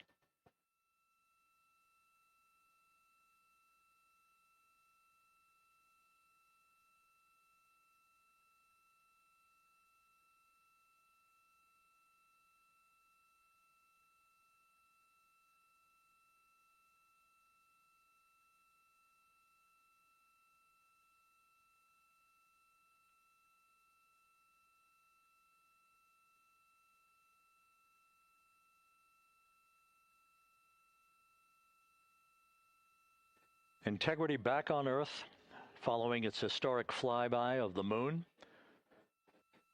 It was, for all intents and purposes, a textbook mission. On 28, but I'll remain on this frequency. We copy.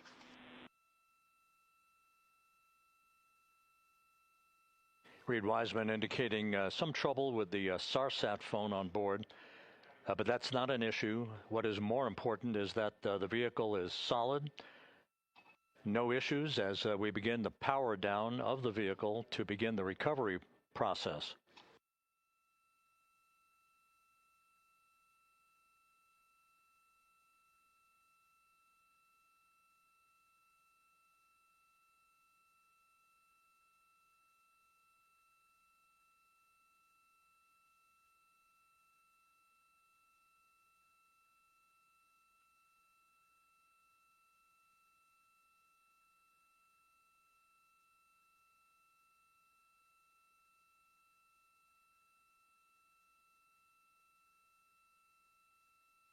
The propulsion officer here in Mission Control reports that we have safed the prop system on Integrity.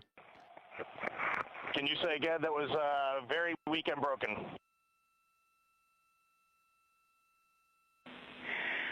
Integrity, Houston did not call.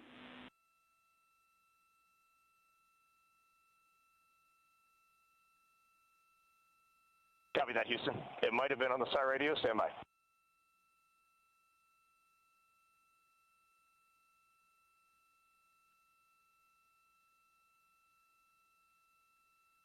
All of the milestones were executed in perfect fashion. Integrity entering the Earth's atmosphere right on time,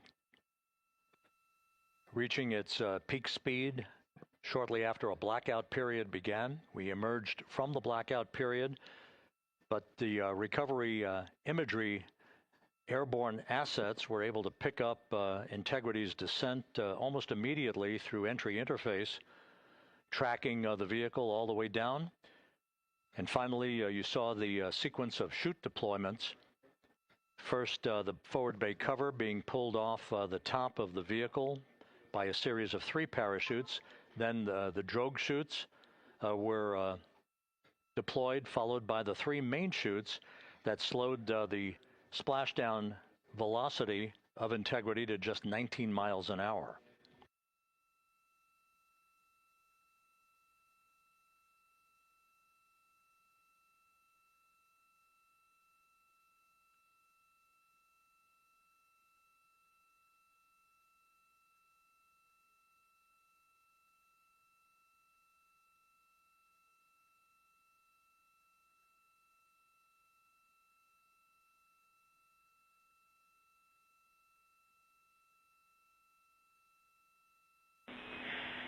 Integrity, Houston, with no joy on SAR and SAT phone, we'd like you to command an additional 15 minutes for a total of 30-minute power down delay.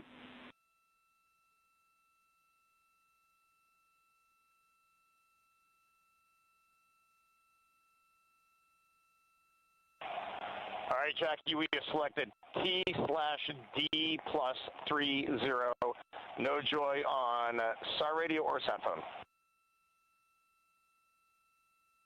And stand by, we have the master diver on SAR radio. Please hold comms. Hey, Lily. Excuse me. Hey, Jackie, we just got the master diver on SAR.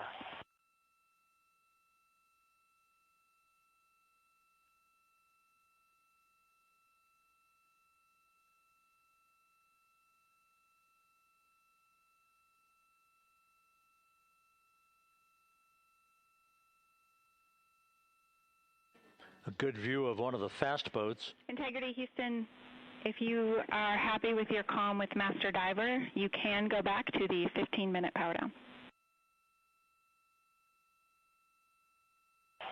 Okay, stand by. Yeah, we'll confirm here in a second. The crew on board Integrity coordinating with the flight control team in Houston here in Mission Control on the timing of the power down of the vehicle, which will be the precursor to the recovery teams approaching the spacecraft. There are no issues with integrity. We've had a bit of broken capability in establishing a SARSAT or satellite phone communications capability between the crew on board Integrity and the recovery team.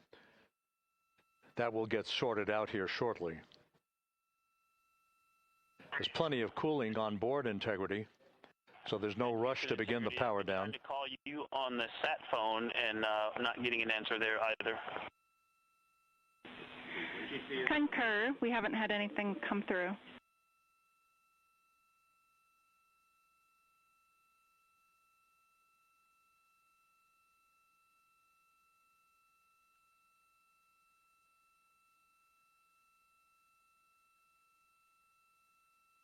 And Houston, if you could relay to recovery that we hear them, but it does not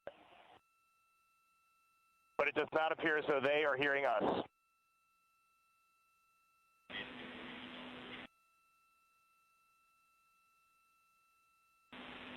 Houston copies, and Reed, just to confirm, you are pushing the PTT on the radio.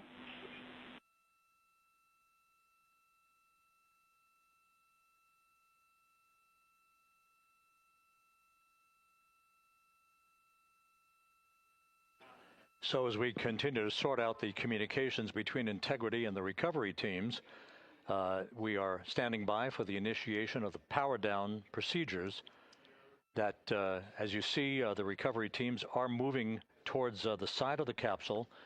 The next major event will be the erection of that large inflatable raft called the front porch. That will be the port of call for the crew as they're being extracted one by one from the vehicle.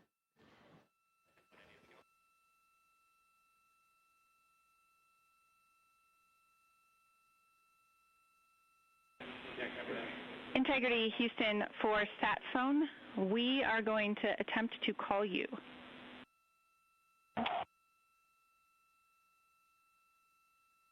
Good idea, standing by. And Jackie, yes, we are pushing the push-to-talk, the two buttons on the left side of the radio below the up-down arrows. We are utilizing them. I'm rebooting the radio to see if we get good comms. Okay, we copy all, and just to confirm, you are seeing that you are touchdown plus 3030 for power, correct? That's the affirmative.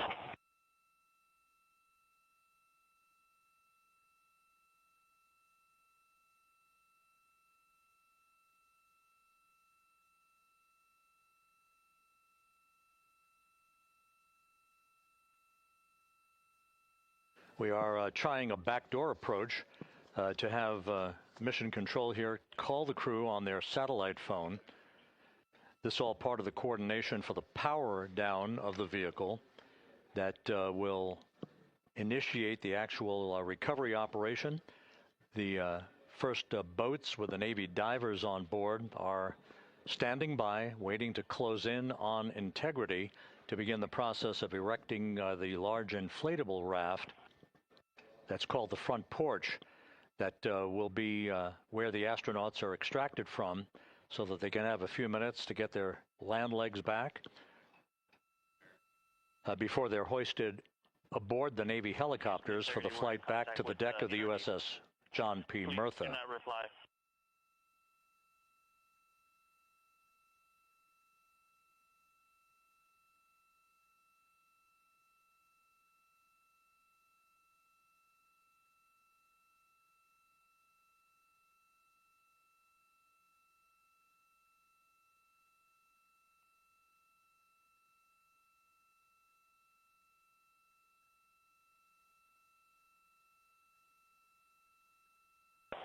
And Houston, please don't reply. NRD, very weak, but readable. Master diver, we can hear, but they cannot hear us.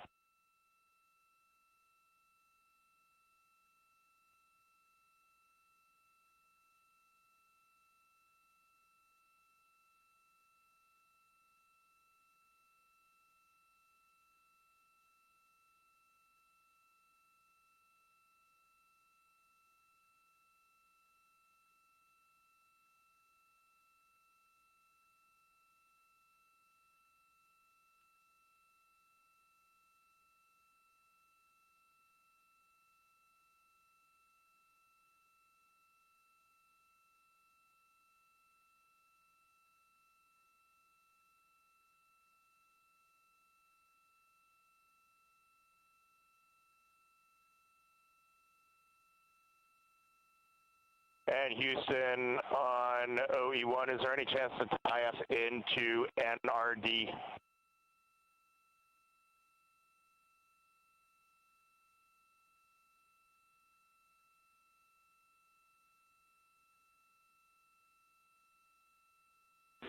Checking.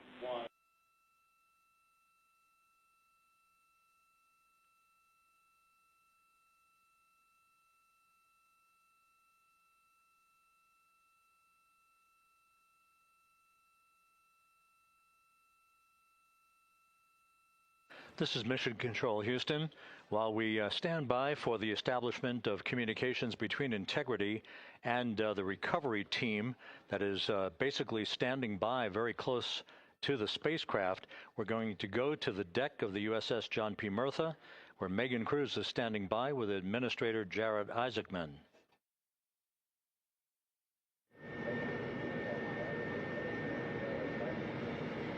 Hey, Rob, yeah, just such an honor to be able to be here on the ship, to be able to share and experience this moment with everyone together. And of course, as you just said, yes, here with NASA Administrator Jared Isaacman. Administrator, how did you feel getting to witness this and seeing NASA at its best?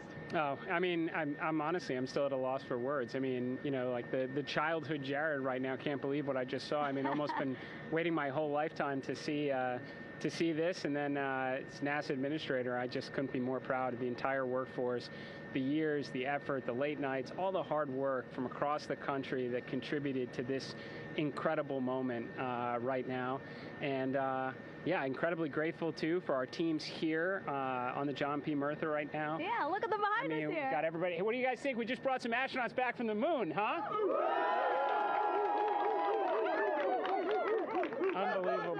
Thank you. Yeah, so grateful to the Navy, the sailors that are here, the NASA teams. I mean, this is a joint effort that's on their way right now. These recovery forces are getting out to our Orion spacecraft, to Integrity, to get our astronauts back on the ship safely. Yeah, and this is not just an accomplishment for NASA. This is an accomplishment for humanity. Again, a historic mission to the moon and back. How does this make you feel, and what do you hope people take away from this?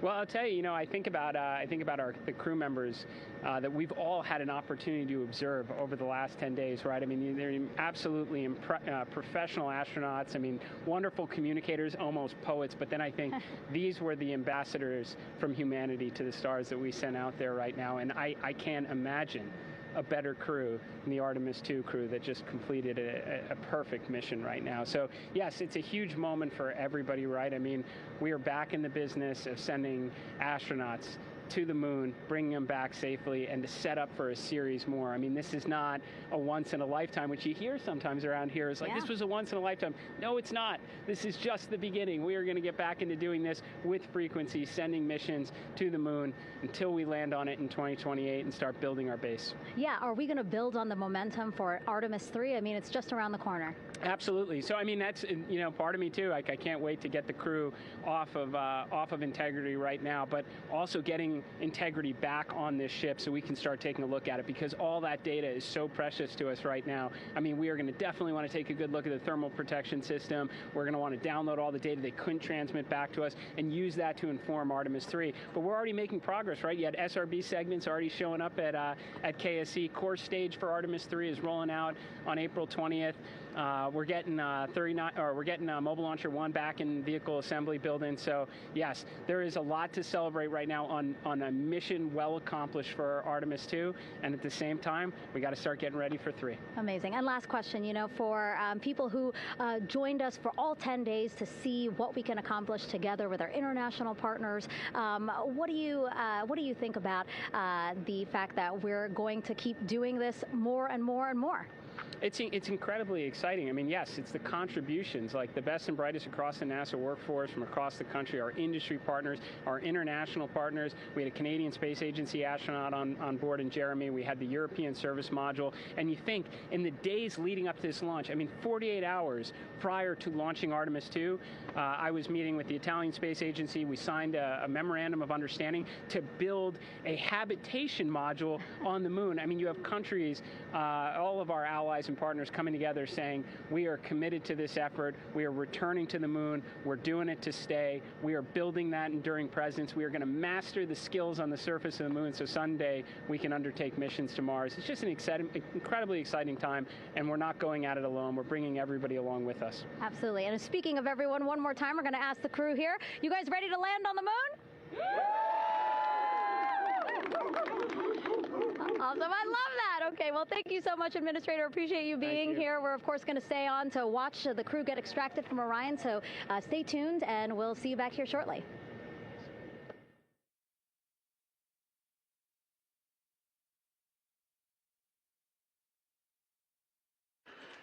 Thank you, Megan, and thank you, Administrator Isaacman.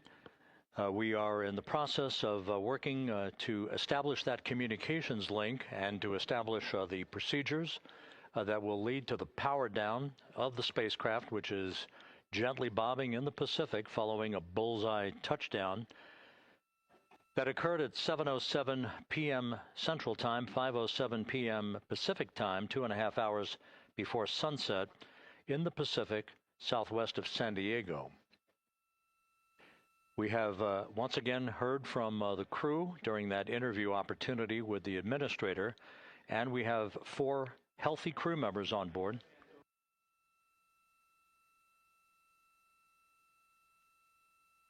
We now have confirmation that the vehicle has been powered down as per the procedures. So we have vehicle powered down, and the flight control team here in Houston, Flight Director Rick Henfling, has handed over mission authority to the Exploration Ground Systems team out in the Pacific. Now, we will physically not get off console with this team until the crew has been extracted into the front porch, that inflatable raft that will be erected along the side hatch of Integrity. So we're standing by for that in the next step in the recovery procedures. But everything is in great shape, and we have 4 healthy crew members on board the vehicle.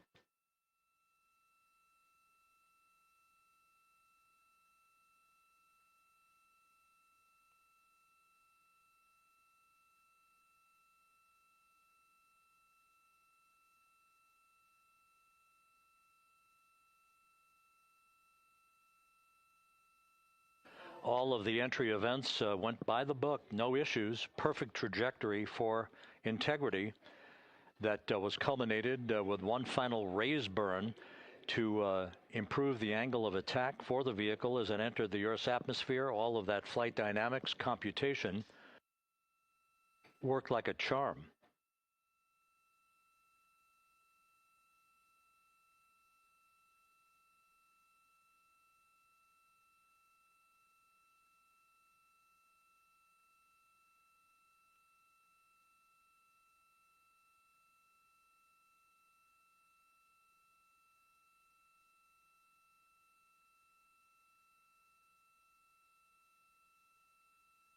So we are standing by for the recovery team to approach Integrity and begin the process of erecting that inflatable raft called the front porch, which will see the crew members be extracted from the hatch of Orion into that inflatable raft before they're hoisted aboard 2 Navy helicopters in a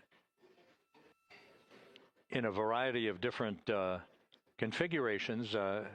Each crew member will be hoisted in sequential fashion, in alternating fashion, 2 crew members for each helicopter before they turn around to head back to the John P. Murtha.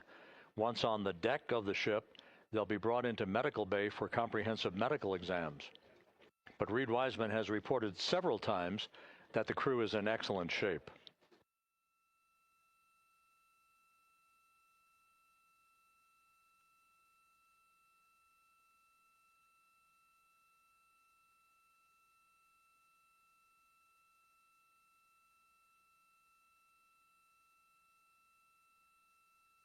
So just to recap, it has been some 26.5 minutes since the splashdown of Integrity in the Pacific. The vehicle is in excellent shape. It performed like a champ all the way down through the Earth's atmosphere. All of the vehicle functions were checked off in excellent trip hammer fashion. The parachutes all deployed as planned.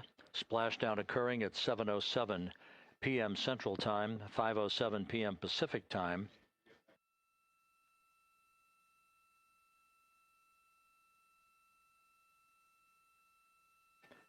And after a bit of a tussle to try to establish a communications link with the recovery team, we were finally able to run through the procedures for the powering down of the vehicle. We've handed over mission authority to the Exploration Ground Systems folks out in the Pacific, and the recovery team will be approaching the vehicle shortly to erect the inflatable raft called the front porch before opening the hatch to Integrity to bring the crew members onto that raft before they're hoisted onto two Navy helicopters, two crew members for each helicopter, before they're flown back to the deck of the USS John P. Murtha.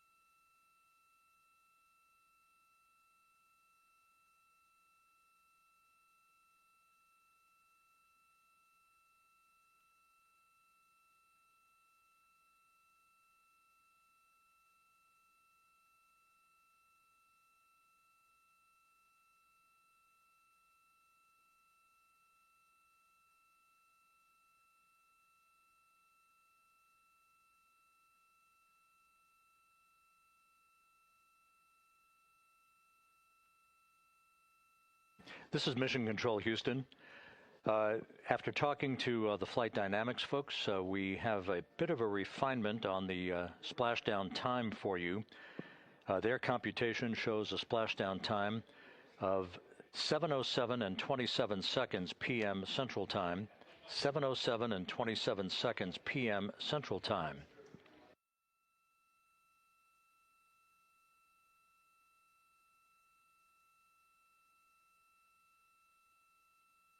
That would equate to a mission elapsed time of 9 days, 1 hour, 32 minutes, and 15 seconds.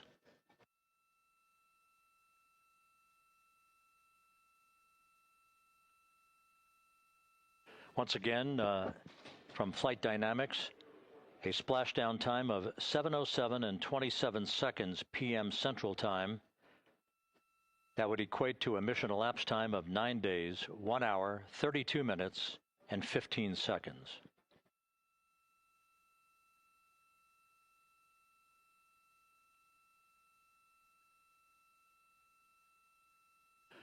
Reports from the Pacific indicate that the recovery team in communications with the crew aboard Integrity, that the crew remains in excellent shape as they await the approach of the team for a final hazard gas evaluation before they move to the side of the vehicle to erect the inflatable life raft called the front porch.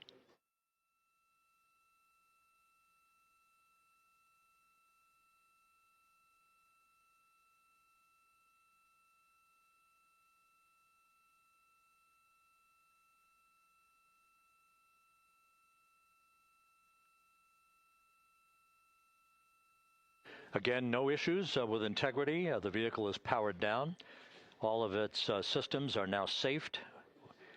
We have handed over mission authority to the Exploration Ground Systems folks in the Pacific, but we will not stand down and have the entry flight control team depart its positions until that inflatable raft, the front porch, is erected, the hatch open, and the crew having exited the vehicle. So that's the next step in the recovery process that will lead to the hoisting of the crew members.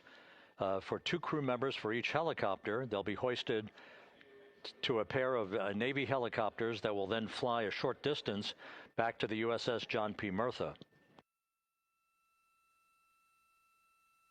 What you're looking at is one of the fast boats circling the vehicle to make a hazard assessment.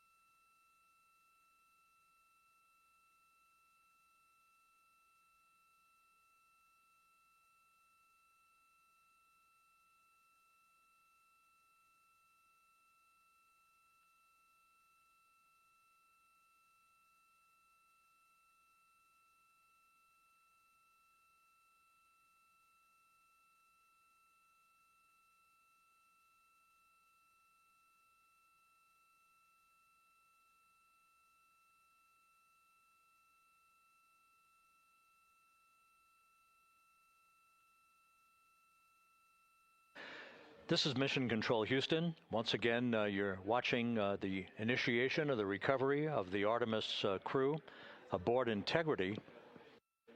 All of the Navy divers and the fast boats are now approaching the spacecraft after conducting a hazard assessment. The vehicle has been powered down. Entry Flight Director Rick Henfling now waiting for the life raft, the front porch, to be erected along the side of the vehicle so that the hatch can be opened and the crew members extracted from Integrity, soon to be hoisted one by one into a pair of Navy helicopters for a short flight back to the deck of the USS John P. Murtha.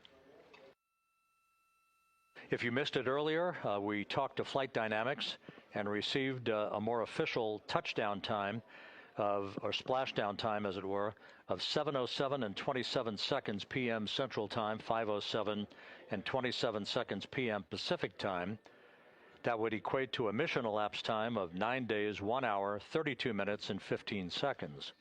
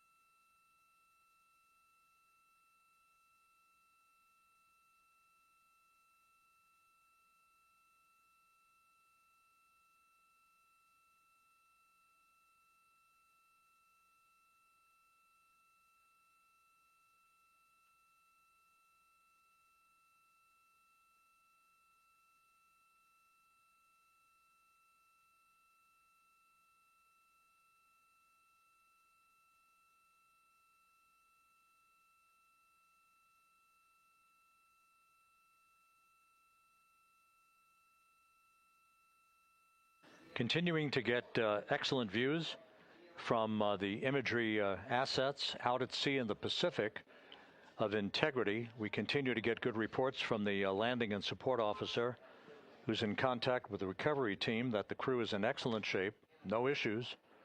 They're just currently biding their time, waiting for the front porch to be erected. We have no hazardous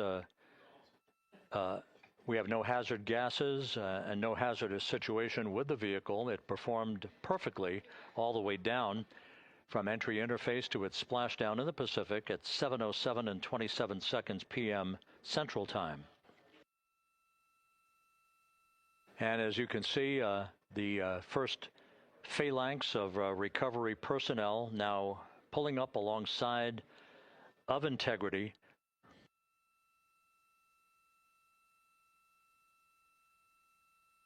This includes Navy divers, a Navy flight surgeon, and other recovery personnel who have trained for several years for this recovery process.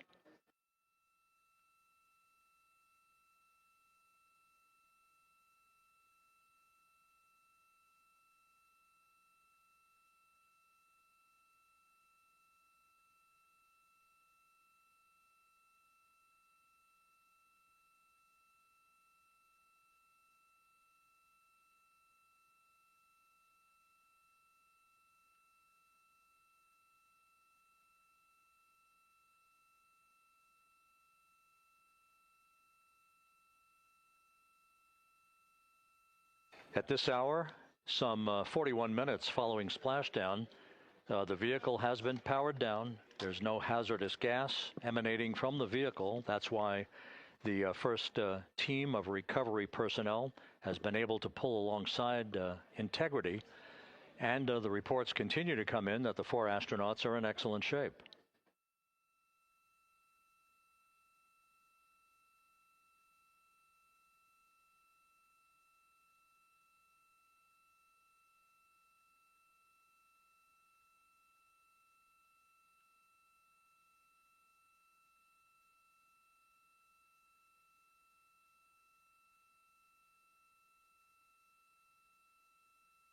Yes.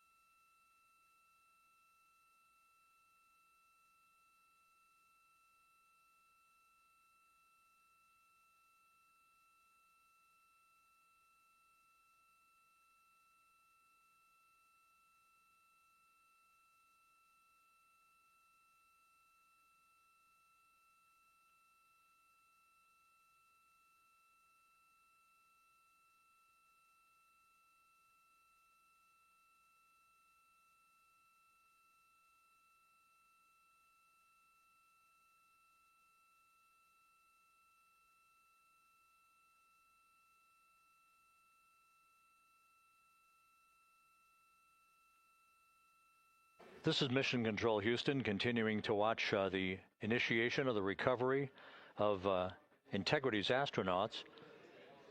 One by one, they'll be brought out of the spacecraft onto a large inflatable raft just a short time from now.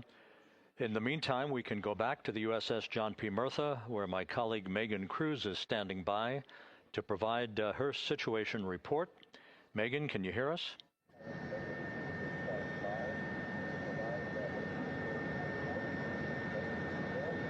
Hey, Rob. Yes, I can hear you. Thank you. Yeah, we're back here on the bow of the recovery ship where there are still plenty of people peering out into the water. We are not very far from the action everyone is seeing on their screen now. The Orion spacecraft, Integrity, in the ocean, surrounded by a number of recovery boats.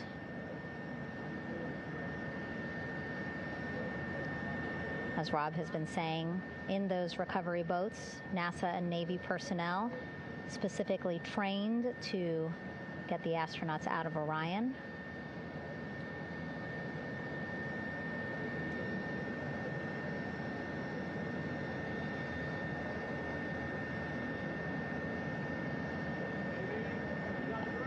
In some of our wide shots, you can probably see that there are 6 boats out in the water. More than 40 people out in the water right now on those boats.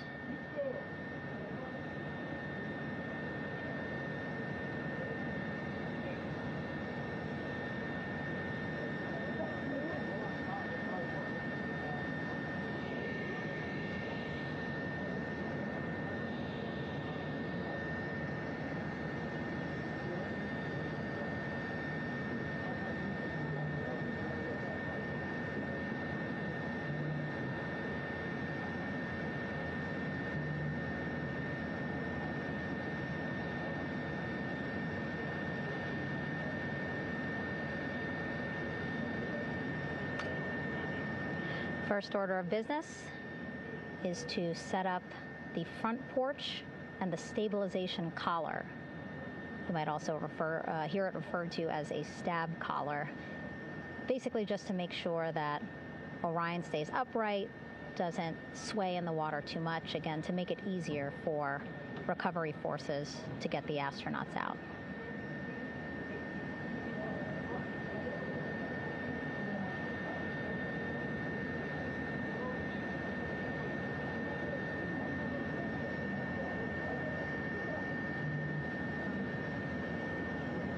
Again, we splashed down in the Pacific Ocean just after 5 p.m. Pacific time here.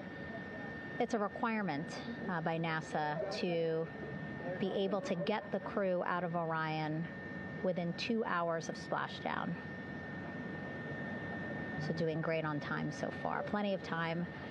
No rush either. I was speaking to NASA flight surgeon Rick Schuring earlier in this broadcast, and he said to me, no rush to get the crew out. Just want to make sure that they're feeling good, and whenever they're ready to take their step out of Orion and onto that large raft, the front porch, folks will be ready.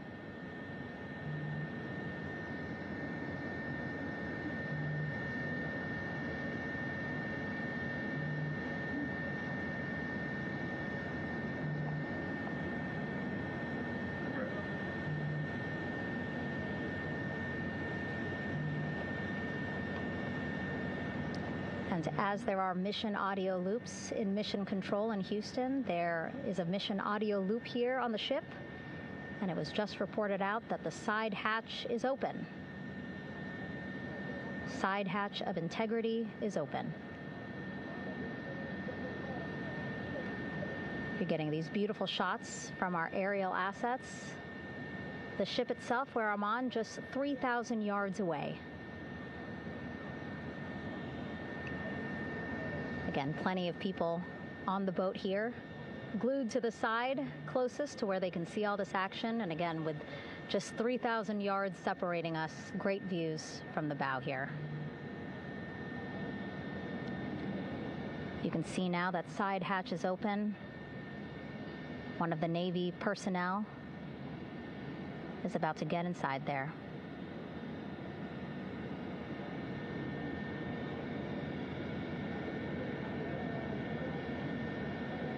In they go. In total, 4 will go into Orion. So it'll be a little bit of a tight squeeze, but the goal is to have a recovery personnel with each astronaut assessing them.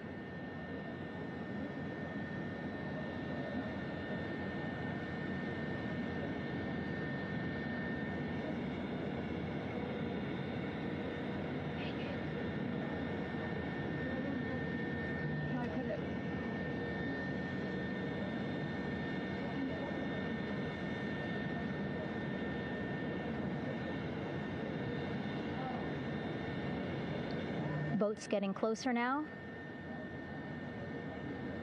Again, that one that's right up against Orion, those are the divers that will go in to the spacecraft to check on each of the astronauts.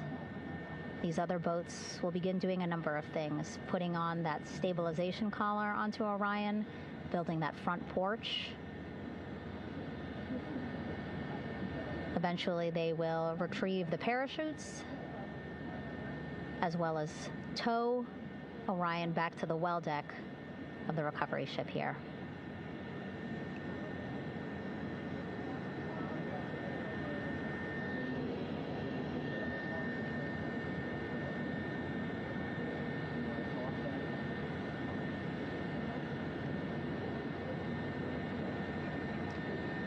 And so as we wait for the Navy and NASA personnel to get their assessment of the crew inside of Orion, why don't we toss it back to Rob for an update? Yeah, thank you, Megan. Here in Mission Control, Flight Director Rick Henfling and the entry team of flight controllers still on duty. The vehicle has been powered down for some time now. There are no hazardous gases emanating from Integrity. That, of course, allowed the recovery personnel to approach the vehicle and then open the hatch to begin the initial medical assessment of the crew, as you just indicated.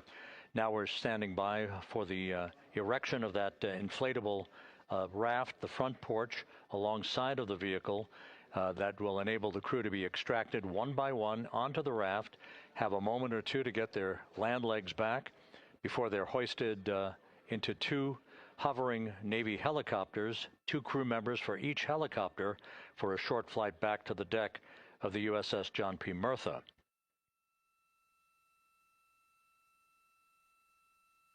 All of Integrity's systems operated flawlessly throughout the course of the approach to the Earth, the entry into the Earth's atmosphere, and all of the key milestones that followed in this high-speed return to Earth for Integrity, a mission that spanned more than 694,000 miles from the vehicle's launch from the Kennedy Space Center atop the Space Launch System back on April 1st.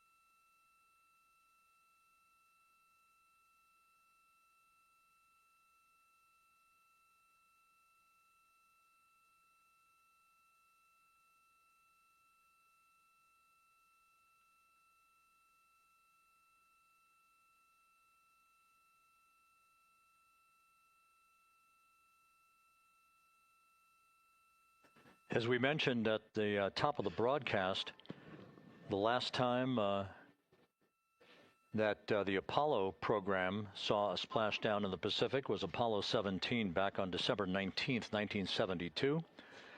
So for the first time in 53 and a half years, we have reenacted that with the arrival of Integrity's astronauts as they flew around the moon in that historic lunar flyby that began with a trans-lunar injection burn that took them out of Earth orbit following 24 hours of a high Earth orbit trajectory.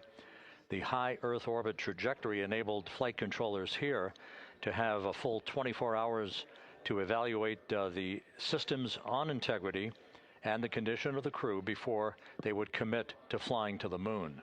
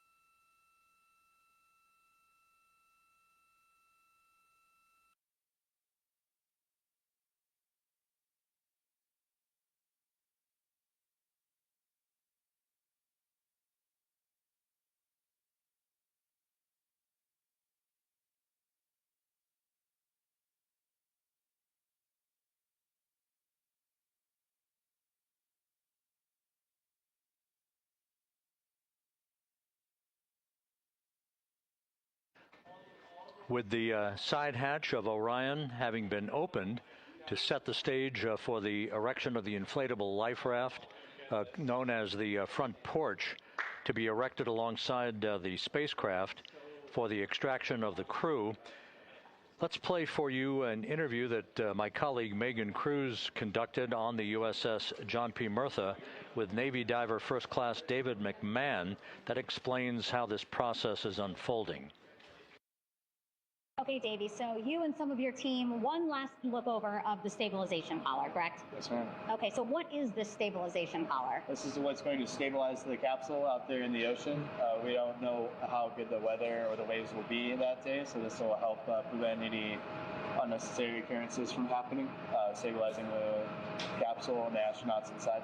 So basically this is a float that will go around Orion. I'm assuming that what they're doing right now, these are the lines that will attach the collar onto Orion? That is correct. And so what are they doing here? So we've got the lower line that will secure the inflation device before we inflate it. That gives us the go-ahead that it's secure in its space, and then we'll inflate it, and then once that is done, we'll undo all the carabiners and get this orange line on top tied in the same fashion, and then this will be secured to the capsule, and the astronauts can safely take their first steps out of the capsule onto the front porch. Okay, and how long will it take them to set up the stabilization collar? We should definitely be able to handle this in under 10 minutes. Okay, wow. And then you just mentioned the front porch. So basically after they set up this stabilization collar, then they set up what's called the front porch here. That's correct. Okay, and what's the front porch? Front porch is basically a bigger waiting room for the astronauts to sit in while we wait for the helicopters to show up and grab them. Okay, so the medical team that was inside with the crew, they're going to help them out and onto the front porch? That is correct. And then what happens here? We have higher trained medical personnel also on board the front porch that will give them lookovers and just make sure they're okay while we wait for the helicopters to show up. Okay. How does it feel, I mean, your team, you, to be part of a mission that's returning astronauts from the moon in more than 50 years? We all feel extremely honored to be a part of this, as well as a bigger mission for the Navy and joining up with NASA to do great things. Mm-hmm. And do you feel like you and your team are ready? Yes, very ready. Cool. All right, thank you so much. Thank you.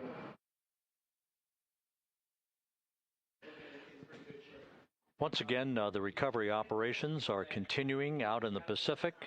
We shortly should see that life raft, the front porch, erected alongside the side hatch of the vehicle.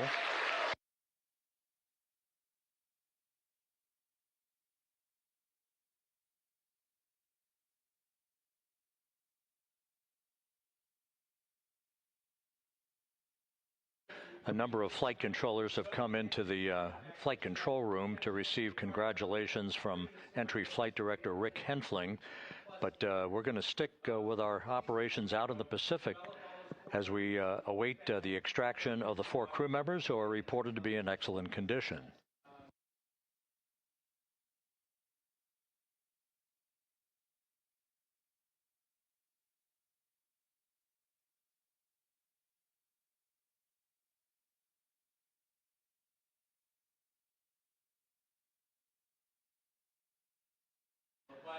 Again, while we stand by for that front porch to be erected alongside of the side hatch of the vehicle, let's go back to the USS John P. Murtha and Megan Cruz. Megan?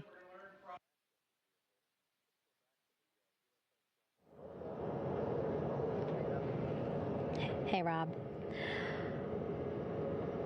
Pausing now to listen to some internal audio loops. Again, the operations team here on the ship communicating with everyone out on the water. It seems like currents are hindering them a little bit from unfurling and inflating the stabilization collar as well as the front porch. But again, the requirement to get the crew out within 2 hours of splashdown, plenty of time. So no concerns just yet. But as calm as the water looks, yeah, it looks like it's hindering the teams just a tad.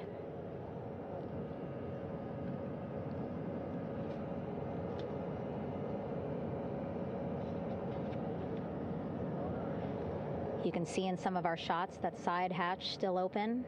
Again, inside there are now 8 people inside. 4 divers, Navy divers, all with medical training, each assigned to an astronaut each. Making sure that they're comfortable, feeling good.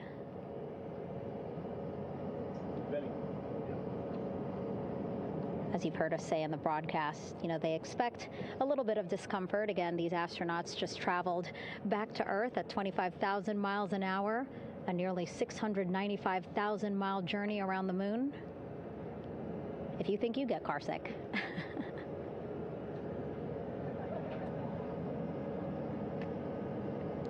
Again, 6 boats out there, lots of gear with them, just in case, right?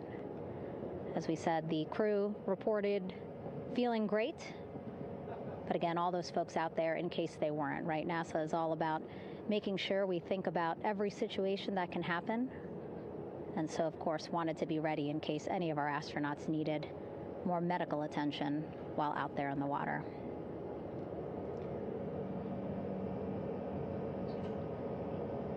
You see now teams, again, trying to set up the stabilization collar and front porch for the crew to get out of Orion. They need both, right? The stabilization collar will keep Orion from swaying as you see it is doing now.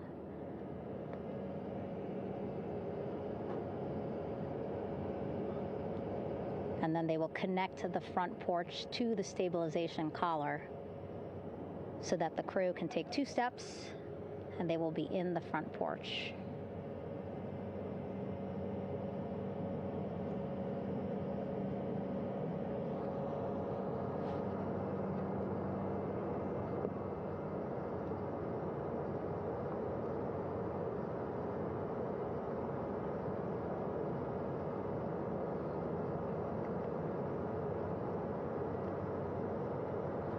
Not a lot of chatter on the mission audio loops. That's a good thing.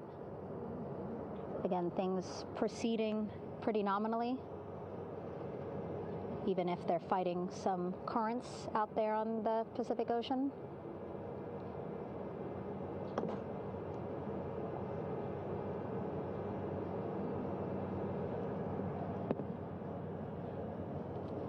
Again, the goal, setting up the stabilization collar and the front porch so that the crew can rest comfortably in the front porch, get placed into harnesses so that 2 helicopters can lift them off the front porch and onto the USS John Murtha here.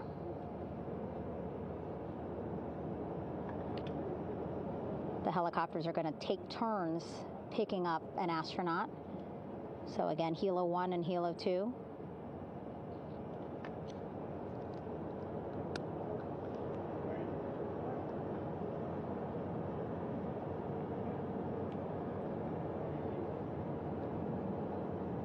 Okay, and the recovery team here on the ship just got a report from the undersea medical officer who is inside the capsule with the crew. He is reporting all 4 members are green. All of our 4 astronauts, Reed, Victor, Christina, Jeremy, green, meaning they are feeling great, not the complexion of their skin. They are feeling great, happy to be home, and ready to be extracted as soon as possible.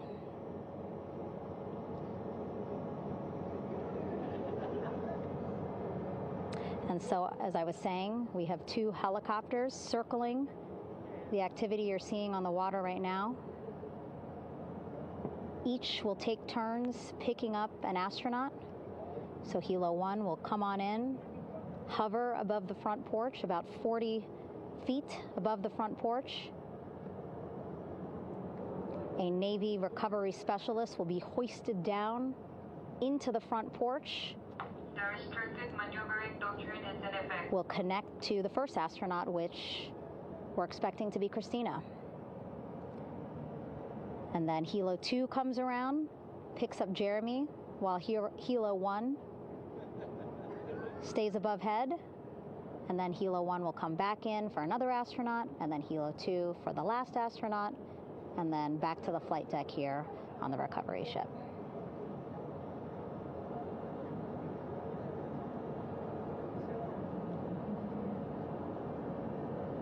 I was talking to Assistant Artemis Recovery Director Paul Sierpinski. He said helos are a much quicker, safer way to get on board. They did actually consider boats, but then if you think about it, longer time, the crew would have to move through more of the ship. This way the helos will give a more direct, quicker route to the medical bay for our 4 astronauts.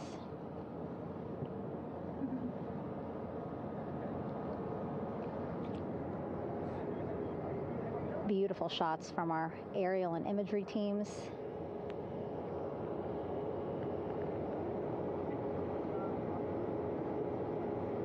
Clouds have dissipated for a clear view from the bow of the recovery ship here.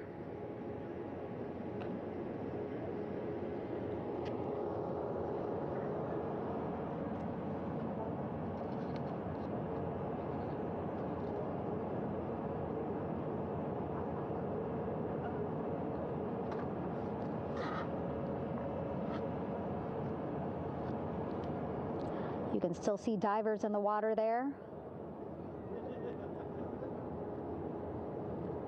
Encircling Orion, that is that stabilization collar we've been telling you about. As you saw in that interview just a few minutes ago, they have to first connect it to Orion, and then once it's secured onto Orion, they can inflate it, and then they'll further secure it with other harnesses and lines.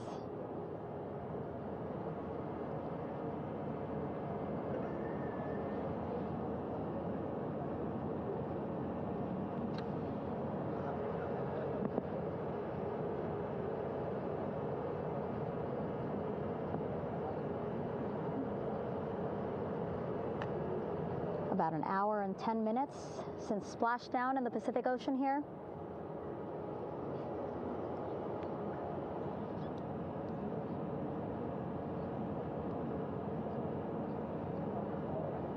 Reed, Victor, Christina, and Jeremy back home after a history-making mission to the moon and back.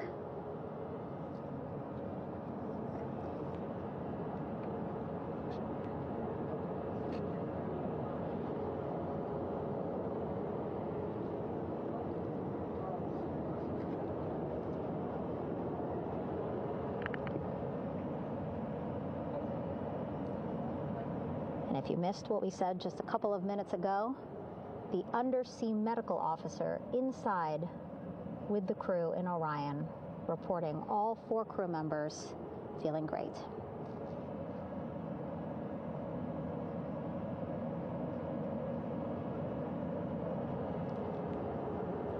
Progress being made there on the stabilization collar. It looks like they are beginning to inflate it.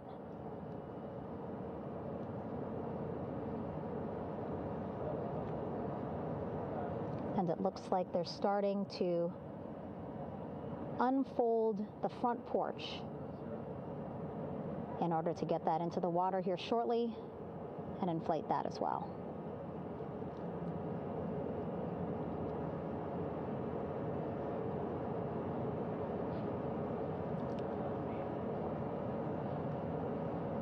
Again, more than 40 people out in the water right now.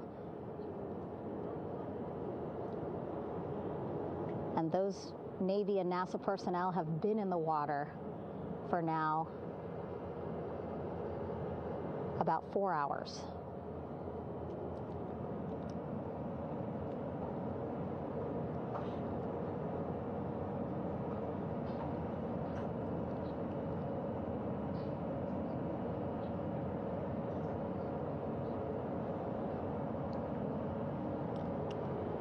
The reason why they had to get out so early is just to stage everything.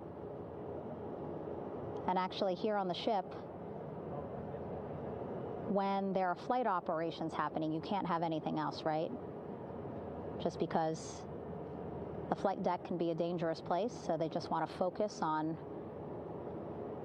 planes coming and going from the ship, so that's why they wanted to get the boats in the water to make sure that they have all the time they needed for the flight ops. And then the same crew here out in the water, they will stay out in the water for a number of hours after we recover the crew and get them back on the ship, because then they have to recover Orion.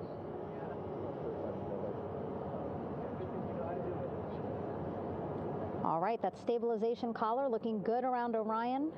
We're now seeing some recovery personnel getting on to that collar.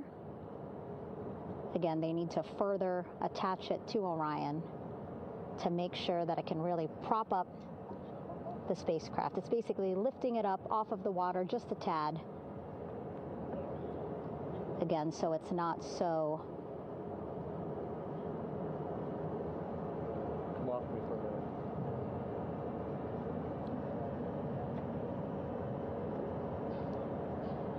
so it doesn't sway so much in the water there.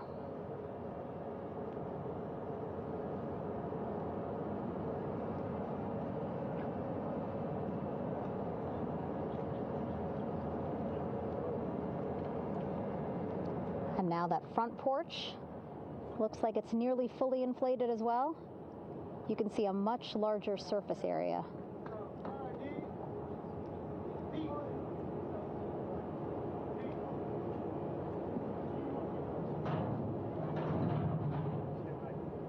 And so once the crew get out of Orion, they can stretch their legs a little bit on this front porch, get some fresh air.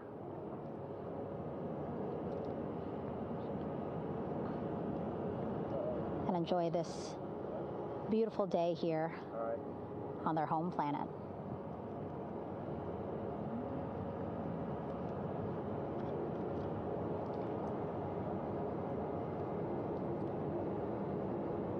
It appears teams now are about to connect the front porch to the stabilization collar.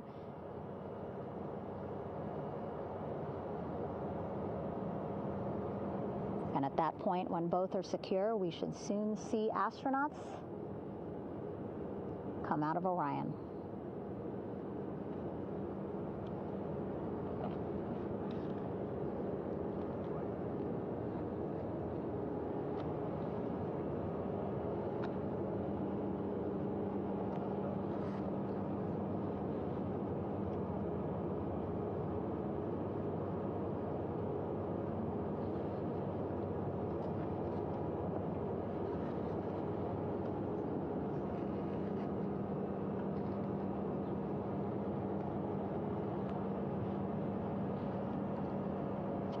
All these views you see also being fed to the Landing Force Operations Center here on the ship. Of course, it is very important for our recovery teams leading the mission to have all the views that you're seeing as well. Again, listening to their communication loop here on the ship.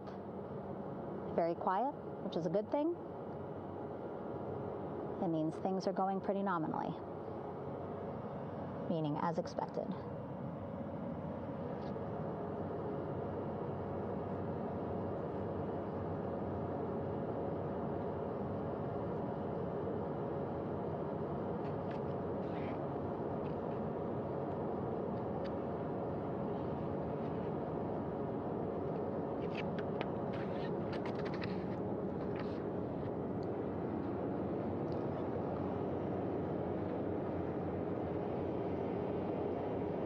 Again, all this activity happening just 3,000 yards away from the ship. So that means this will be a very quick flight back on the helicopters for the crew. 2-3 minutes, and then they'll be back here on the ship. I know.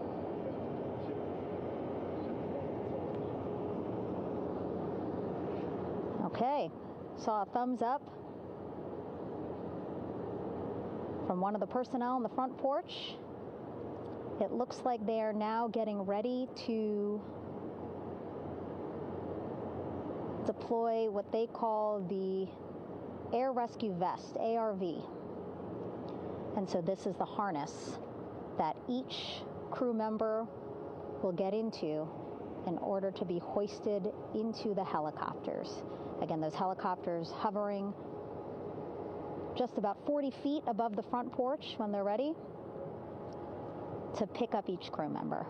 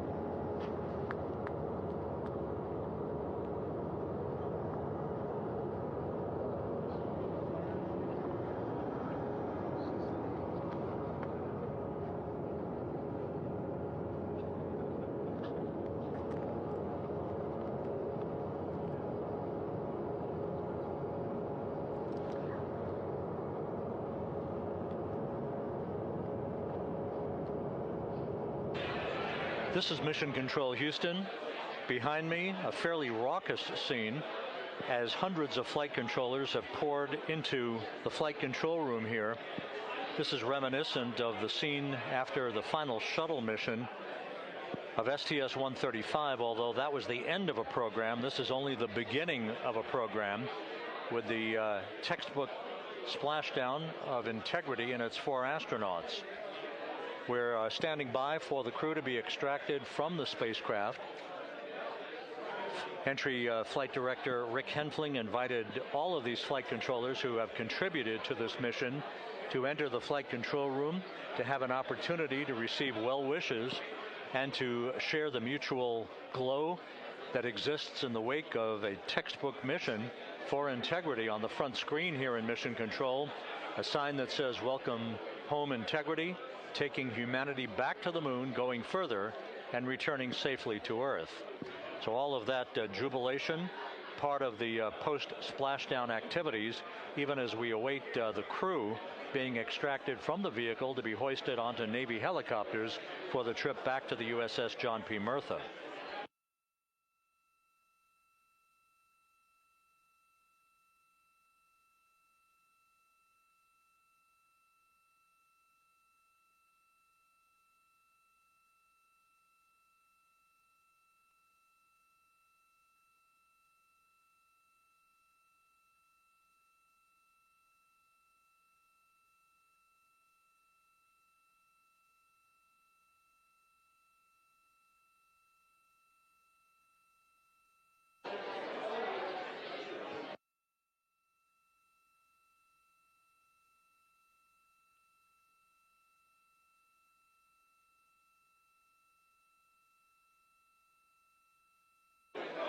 Once again here in Mission Control, this view of the Artemis flight control room, known as the White Flight Control Room. This is the old shuttle flight control room, and now is the home of Artemis missions to the moon and beyond. Once again, quite a few flight controllers were invited in by Entry Flight Director Rick Henfling to share in the jubilation following the successful splashdown of Integrity. That splashdown occurring an hour and 22 minutes ago, as we stand by for the completion of the extraction of the crew, and ultimately they're hoisting onto Navy helicopters for a short flight back to the USS John P. Murtha. Splashdown occurred at 7:07 and 27 seconds p.m. Central Time. I had an opportunity to talk to the head of flight dynamics, Jeff Birch, a moment or two ago. He said the trajectory of Integrity coming through the Earth's atmosphere was so precise, they've never seen anything line up on a ground track like today's entry by Integrity for its splashdown southwest of San Diego.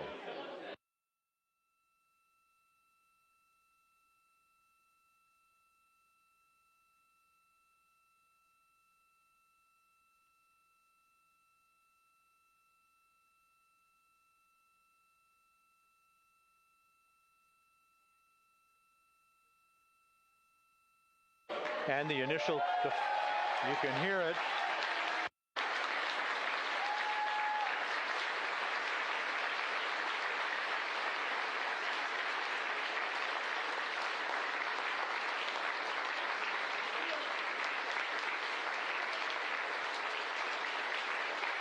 Jubilation here in the flight control room. The first crew member is out of Integrity.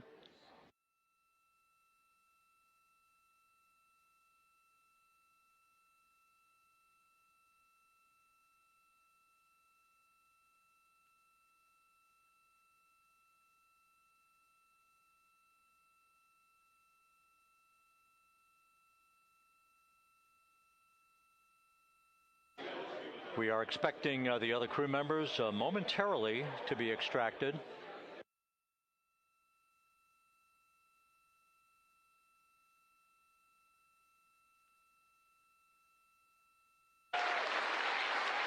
We now have 2 crew members out.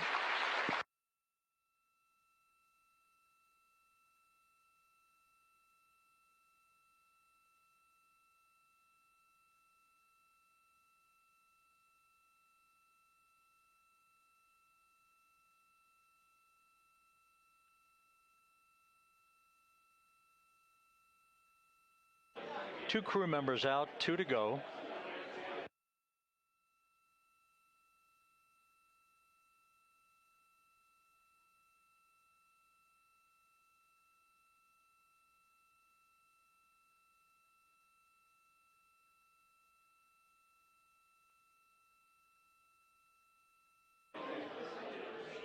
We're about 1 hour from sunset out in the Pacific. Everything continues to go well.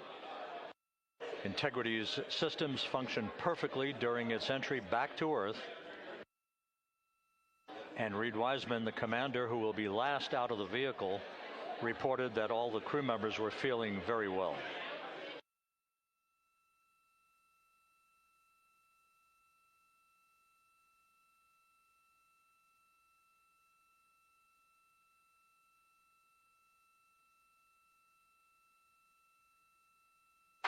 Crew member number 3 now out.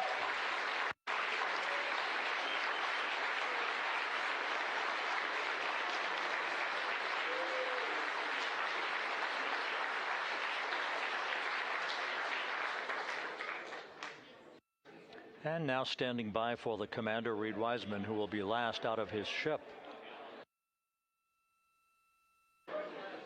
Bobbing in the Pacific under almost ideal conditions, Integrity spanned 694,000 miles during its journey from launch to splashdown.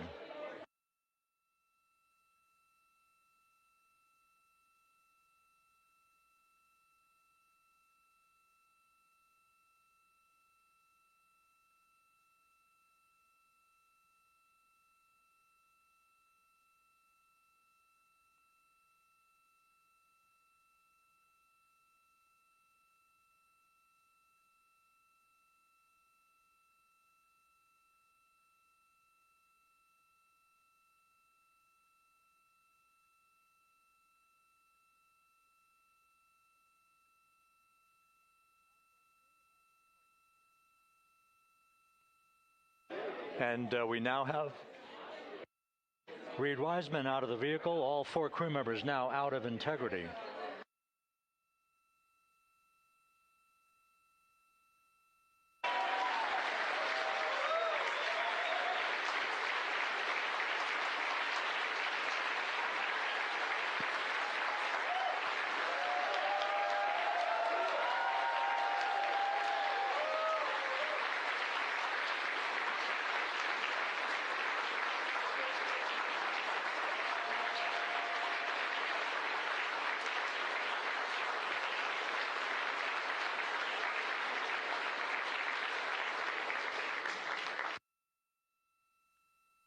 Once again, all 4 crew members now on the front porch, and the procedure to begin hoisting them up to these 2 Navy helicopters hovering overhead will begin shortly.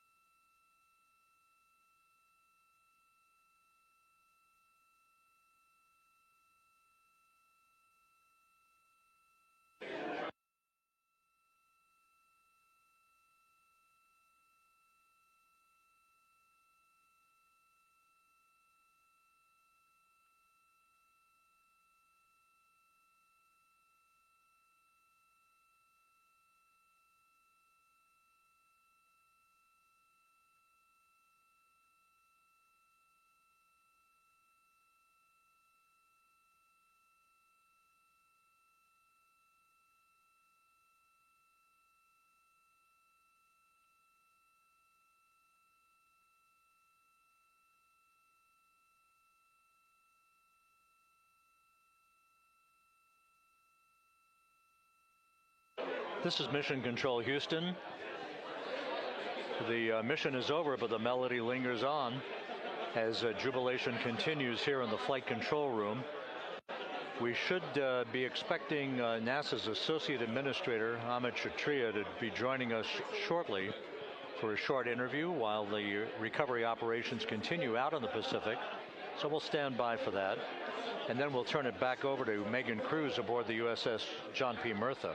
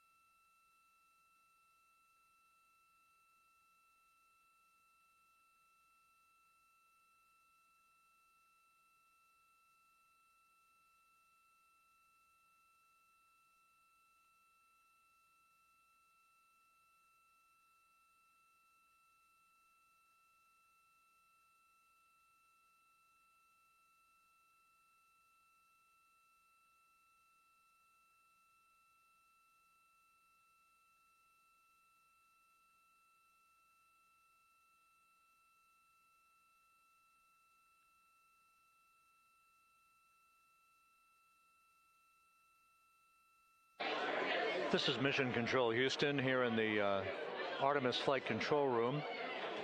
A number of flight controllers basking in the glory of the successful end of this mission that carried 4 astronauts around the moon on a lunar flyby, and the first test flight of Orion with crew members on board. Splashdown occurring an hour and 32 minutes ago after a flawless descent back into the Earth's atmosphere for the vehicle. Its 4 crew members in good shape, simply enjoying their time right now on the front porch, as it were, the inflatable raft alongside of their Integrity spacecraft. We're expecting Amit Kshatriya, the NASA Associate Administrator, to join us here momentarily for a brief interview before we turn it back over to Megan Cruz aboard the USS John P. Murtha, the recovery ship.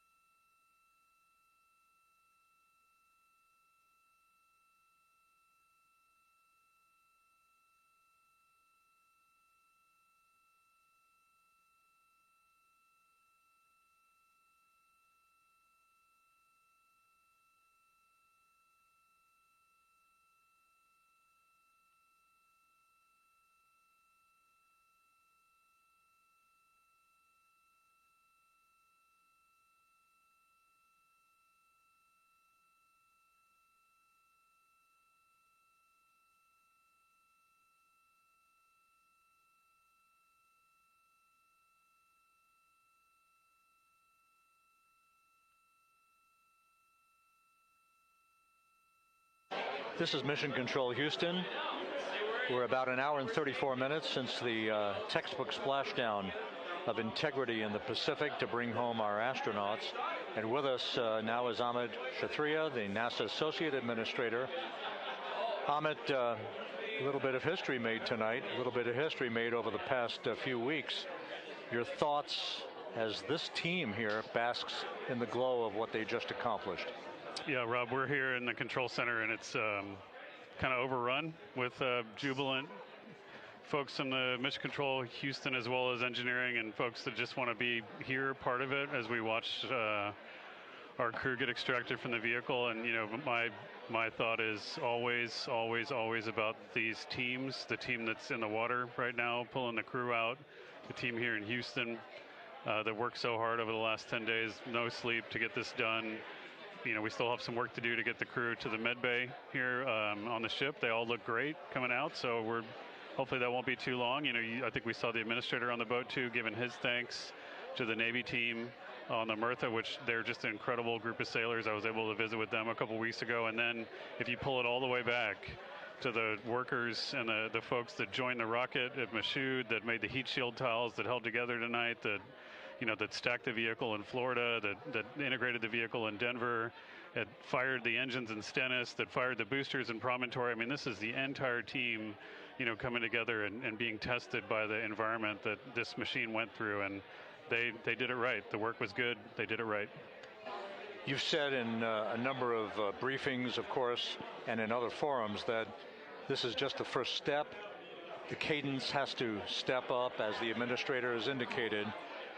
Now, it's a little early for the full report card on how Integrity did, but did this mission ultimately, from your eyes view, exceed expectations? It absolutely did. I mean, I was waiting to talk about this until we were in the water, and, you know, I think we still have, again, work to do to bring it in and really kind of go through it bolt by bolt and see what we learned. But, I mean, so far, given what we learned during the mission and given how we performed on ascent, on entry, you know, I always think about energy in terms of the states that you worry about the most, and every time we put these machines through these incredibly energetic states that came through. So I'm fairly confident that we made a big step tonight to get us on the path towards the surface. I think the path to the surface is open now. You know, we do have to do all the work, and we'll make sure we talk about that as cleanly as we can. We learned a few things during the mission, but I have to tell you, this was an incredible test of an incredible machine. From an American psyche standpoint, the Empire State Building was lit up red, white, and blue tonight. Our coverage was seen on baseball stadiums around the major leagues. How captivating was this experience for the American people, for the world, in fact, as we returned to the moon? You know, I have not been able to watch a lot of the coverage as we've progressed through the mission. I will tell you, just, you know, from my witness in Florida before launch, and then seeing the people's faces here, and then, you know, reading where I can about how things are going. I think this has been a gift to the world from NASA. NASA has given the world a gift, proving to folks all over the place, especially young people, and that to me is what this is really about. Young people, when they see what we can do when we work together, when we have teams that collaborate, that, you know, it doesn't matter how hard the problems are, we can solve them. I'm hopeful that Artemis 2, as folks witness what we were able to do with this incredible crew, this incredible team that we've birthed into the world, scientists and engineers and artists that have been inspired by this. And even if they don't come work in the program, which separately they should come work in the program, because Lord knows we need the help, but even if they don't want to come work in the program, hopefully they grow up to recognize they can do amazing things when they work together and contribute to society and be good citizens and really change the way, you know, the challenges that are coming in the world are overcomable if we work together like this. And one final question. You know, flying to the moon, we did it. We've done it again this past week and a half or so.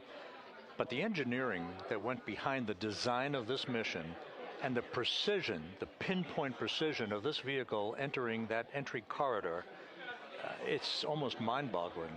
Yeah, it is incredible when you think about the energies involved and the uncertainties involved. That you know, when we inserted the vehicle into orbit, it was 99.2% down the middle. When we dropped the vehicle right on top of the fleet here, you know, our guys knew exactly where to go, but the guidance was perfect. You know, it's interesting. I've got this question a lot over the last few weeks about, you know, we did this before 53 years ago, and you know that. I think, I mean, it is a reasonable thing to contemplate, like what's gone on since then. And what I'd tell you is, you know, when we did Apollo, which again, the more we learn about what they did, the more magical it seems what they were able to accomplish given the technology and the learnings that they had. But when we did Apollo, the architects of Apollo, you know, Gilbert, Seaman, von Braun, Mueller, what they really wanted to do, you know, as they were contemplating what it meant to expand our range of action to the lunar surface, what they wanted to do was learn how to live and work in space for a long time. They wanted to do that first before they were confident they could expand their range of action to the moon. Now, of course, the politics of the time and the mission at the time was different, and so they had to go straight to the moon and bring people home. And then after that, the program kind of lost its momentum. But you know, after that, NASA kept moving along those paths, right? So we recognized during Apollo that reusability was going to be important. We spent a lot of money on those machines, and you know, we spent a lot of money on these machines here. Even though, but we recognized that reusability was important, which is why we built a winged space plane called Space Shuttle, and then we used that reusable machine to build a space station. And we learned for 25 years how to live and work in space, and have been able to develop technologies that can enable exploration. So really, what I think is now, 53 years later, we're at the point where the architects of Apollo would have been pleased that we're now ready to actually go back to the moon and go back to stay, because we've learned all the things we needed to learn. There's a lot of people pleased here tonight, and we really thank you for joining us. Amit Kshatriya, NASA's Associate Administrator, as we begin to hoist the crew onto the helicopters to head back to the recovery ship. Thank you very much, and congratulations, Amit.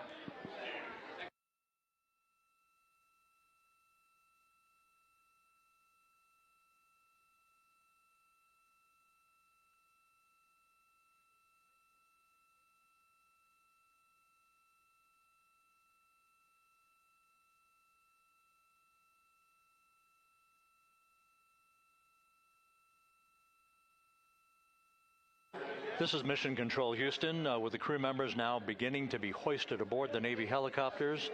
Let's go to Megan Cruz aboard the USS John P. Murtha, who will take it from here.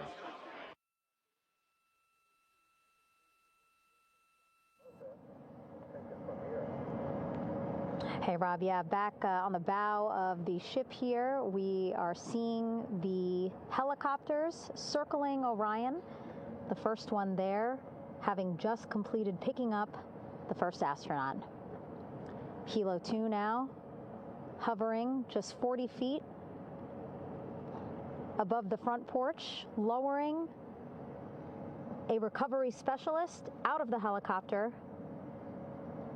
That person will touch down in the front porch just there.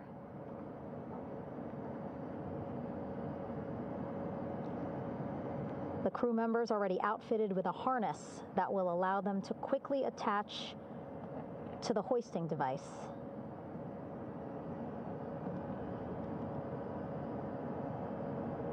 Look at the power of those blades throwing water out at the center there, the front porch, with now 3 astronauts and the recovery specialists. Again, crews already outfitted with a harness vest. And here we go. Second astronaut now off the front porch, getting hoisted into the second helicopter.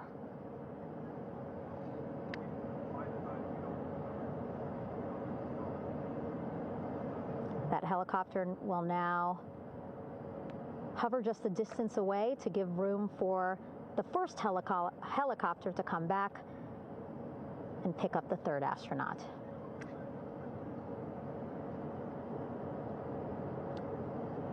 As we wait for that helicopter to come back, make its way back around, just want to mention that the President of the United States called our NASA administrator today while he was on the ship, just minutes after we interviewed him live on our coverage, and congratulated him and NASA on this history-making moment tonight. Helicopter 1 again hovering 40 feet over the front porch, We will soon see another recovery specialist getting lowered onto the front porch.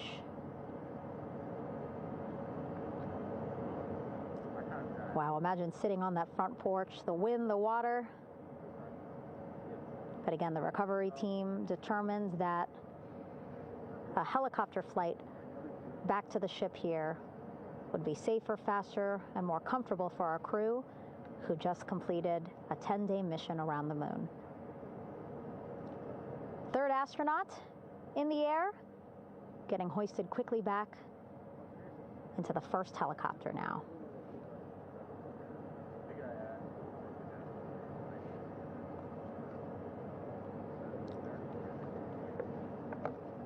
That first helicopter now on its way back to the ship here. We will soon see it land in just a few minutes. Again, all this action happening just 3,000 yards away from us, so a very quick flight back to the flight deck. And now the only person left on the front porch, Commander Reed Wiseman. That second helicopter now making its way back over to the front porch. Here it comes.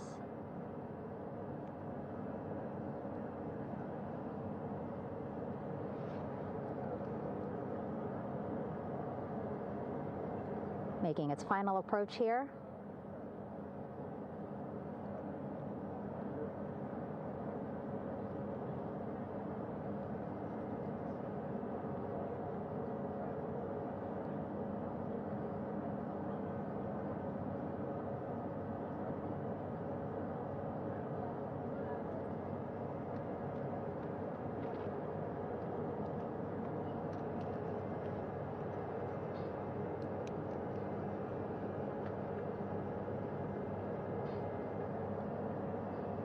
The last astronaut, Commander Reed Wiseman,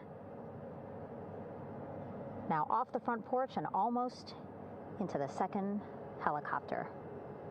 Both now on their way back to the ship where we are, the USS John P. Murtha, just west of San Diego in the Pacific Ocean.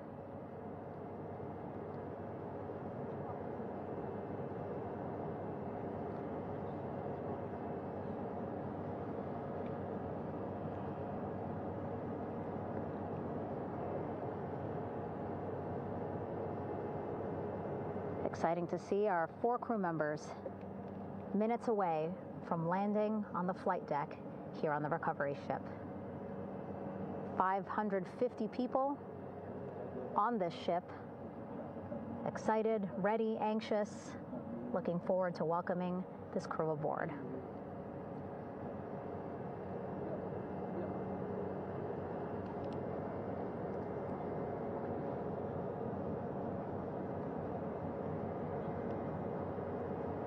Watching them now with our own eyes. Close to the ship here. Hearing them begin to hover on the flight deck, which is just across from us, here on the bow.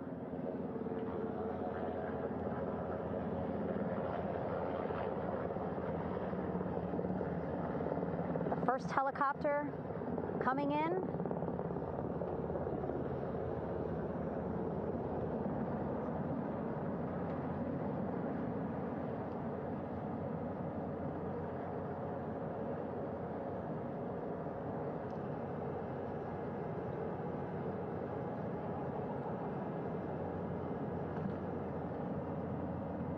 And wheels down.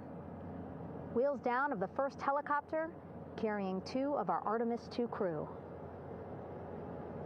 Pilot Victor Glover and mission specialist Christina Cook.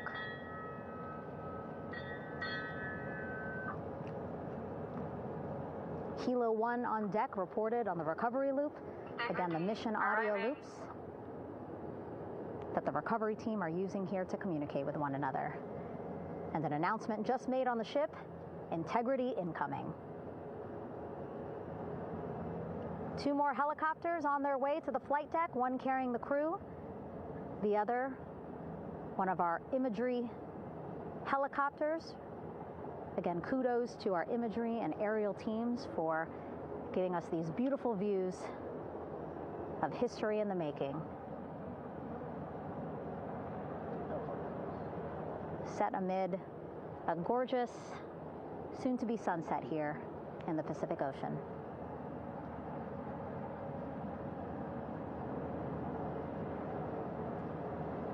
Second helicopter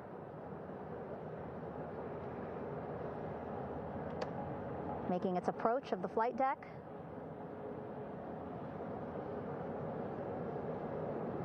Plenty of people here on the bow with their cell phones out, filming this moment.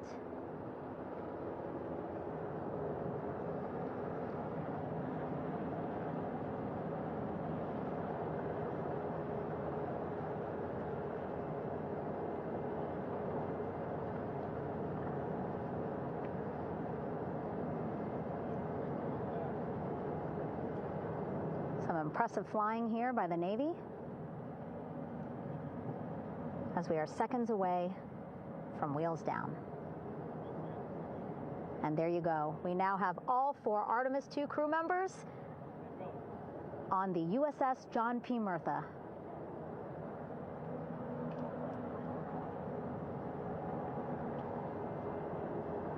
I'm sure they're happy to be out of the water and on this recovery ship with, again, 550 people on board, ready to welcome them home. But first, as we've been saying throughout the broadcast, just making sure the crew feel good. We reported that they were feeling good when they were in Orion, but those were just initial, quick, verbal assessments of how they're feeling. Their destination tonight, the medical bay here on the ship, right after we power down the helicopters here.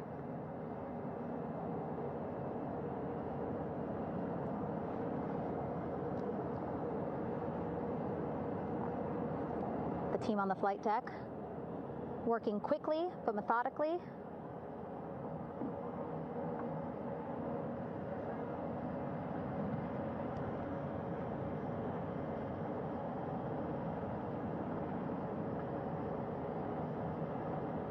Waiting for just one more helicopter to touch down.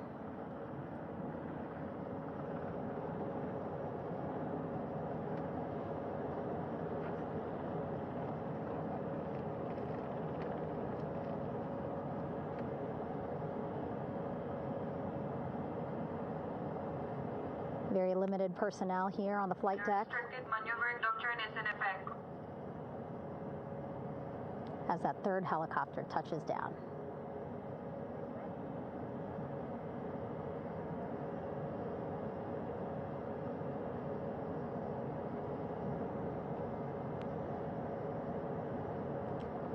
The ship is at flight quarters.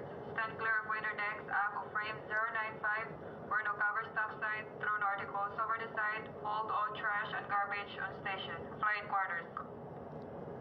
While just a few folks on the flight deck itself, there are plenty more on some upper decks. I see in some of our views a very packed crowd overhead. Announcements being made over the ship's loudspeaker system, reminding folks to stay clear of operational areas like the flight deck, so that teams can work quickly to get the crew off of the helicopters and into the medical bay.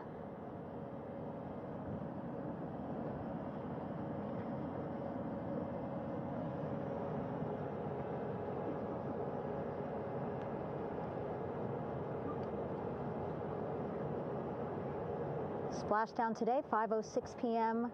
Pacific time. We are within 2 hours of that splashdown time, and already we have all 4 crew members on the flight deck of the USS John P. Murtha.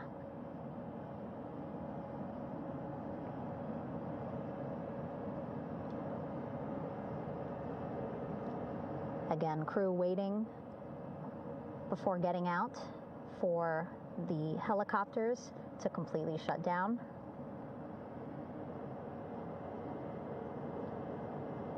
Safety, of course, very important to NASA and the U.S. military.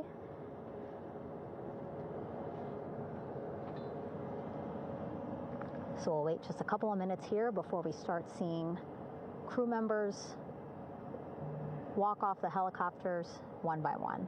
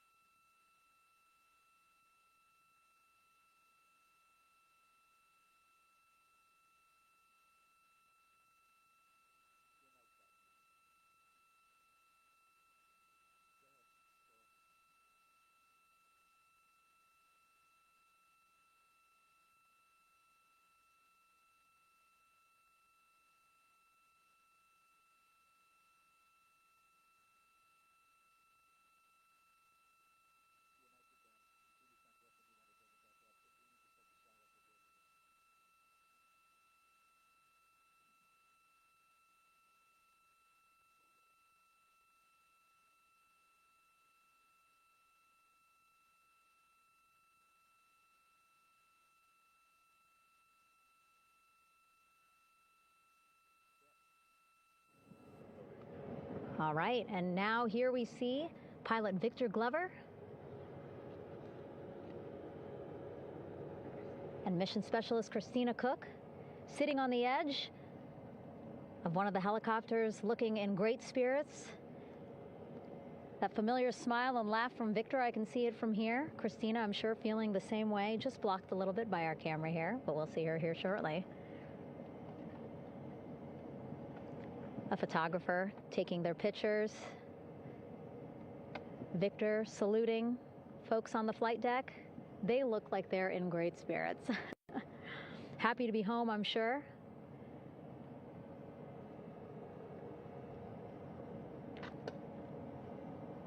If you're sitting at home, I hope you too are wondering, what would you want to ask them if you got a chance to talk to them? Because that is what I'm thinking about.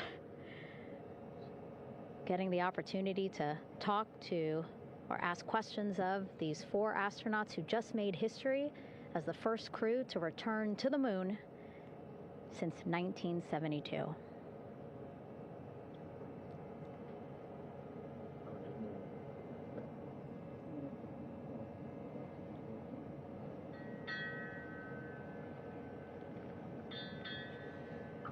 Oh, there we see Christina there, also smiling. Finally peering out, waving at the cameras. Hello to you too, Christina, yes. Welcome back. Welcome, welcome home. A loudspeaker announcement on the ship saying, "Welcome home, Integrity."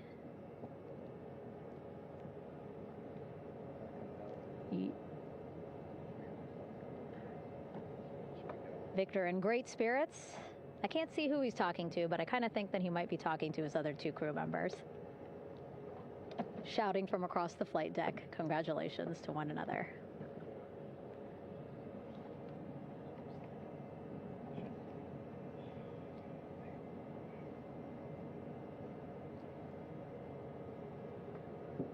And so now we see some Navy personnel walking up to the helicopter. This is again the first helicopter carrying pilot Victor Glover and mission specialist Christina Cook. Both have taken off their helmets now.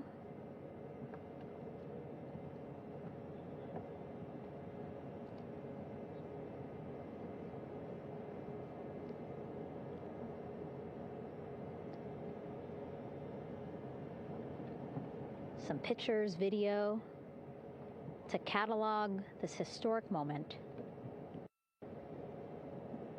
A beautiful sunset just behind them here in the Pacific Ocean. Golden hour. These pictures will be beautiful.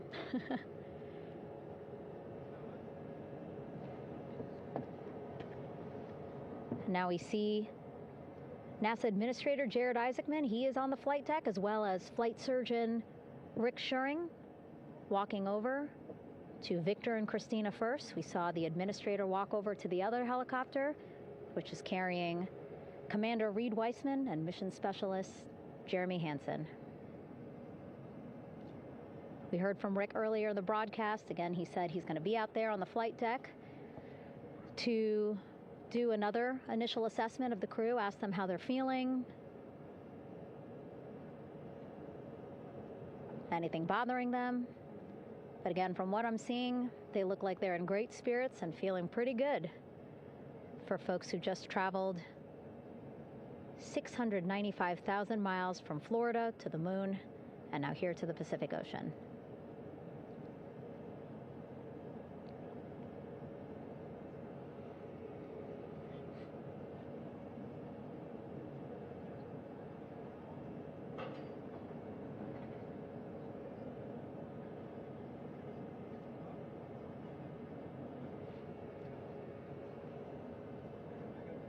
We're now seeing NASA Administrator Jared Isaacman walking across the flight deck. He had been talking to Reed and Jeremy, now approaching Victor and Christina.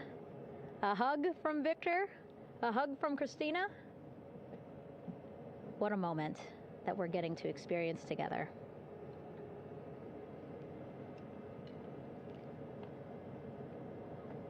I'm sure congratulatory words. You know, we got to speak to the administrator live on this broadcast as well, and he said the kid in him right now, giddy, absolutely giddy at what we were able to accomplish today. Returning them home safely and in good spirits after a 10-day mission around the moon. And here we go. We're seeing Jeremy walking, waving across the flight deck, now on his way to the medical bay.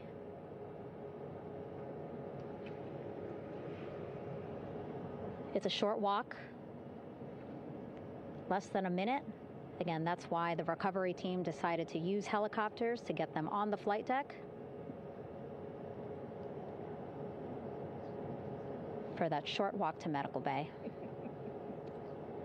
And now on the flight deck, we see the chief of the astronaut office, Scott Tingle. Rick Schuring switching places. He's going over to the other helicopter. Big hugs from Victor, Christina to Scott. Again, a gorgeous sunset setting the stage for this recovery tonight.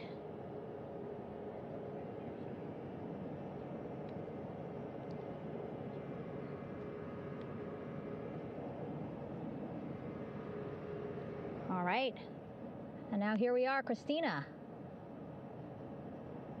making her way, looking thankful, grateful, happy to be home.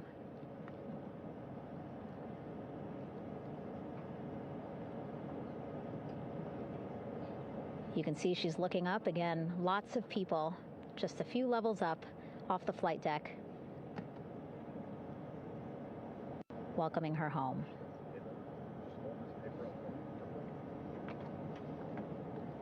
Scott holding the door like a gentleman, but back on his way to the other crew still on the flight deck.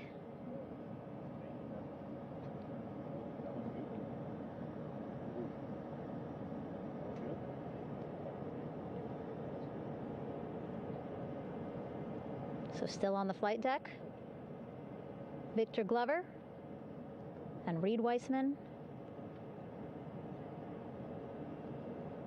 It looks like Victor will be the next one headed to medical bay. More hugs, more hugs. He's a hugger.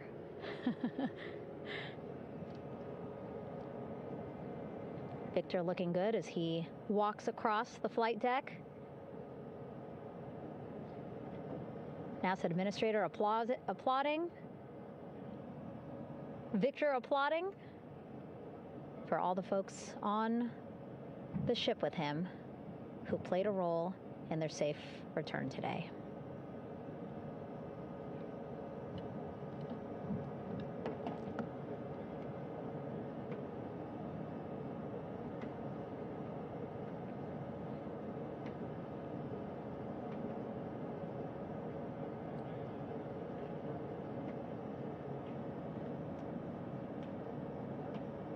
And finally, just one Artemis II crew member left on the flight deck, Commander Reed Weissman.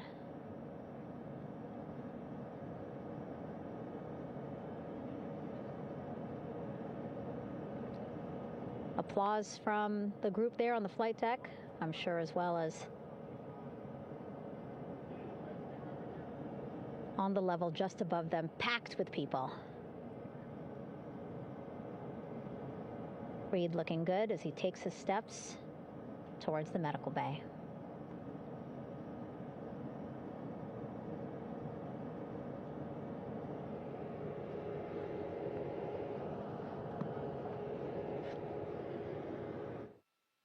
See our 4 Artemis II crew members back on the ship. Again, now they will head into medical bay, where they will be assessed by flight surgeons from both NASA as well as the Canadian Space Agency. A more in-depth assessment. When they get to medical bay, they will each have their own nurse. They will be helped out of their suits. And then again, we'll check to see that they're feeling good. Make sure it's not just adrenaline, but that they are feeling good from their long journey back from the moon. Beautiful shot of that sunset, illuminating our flight deck.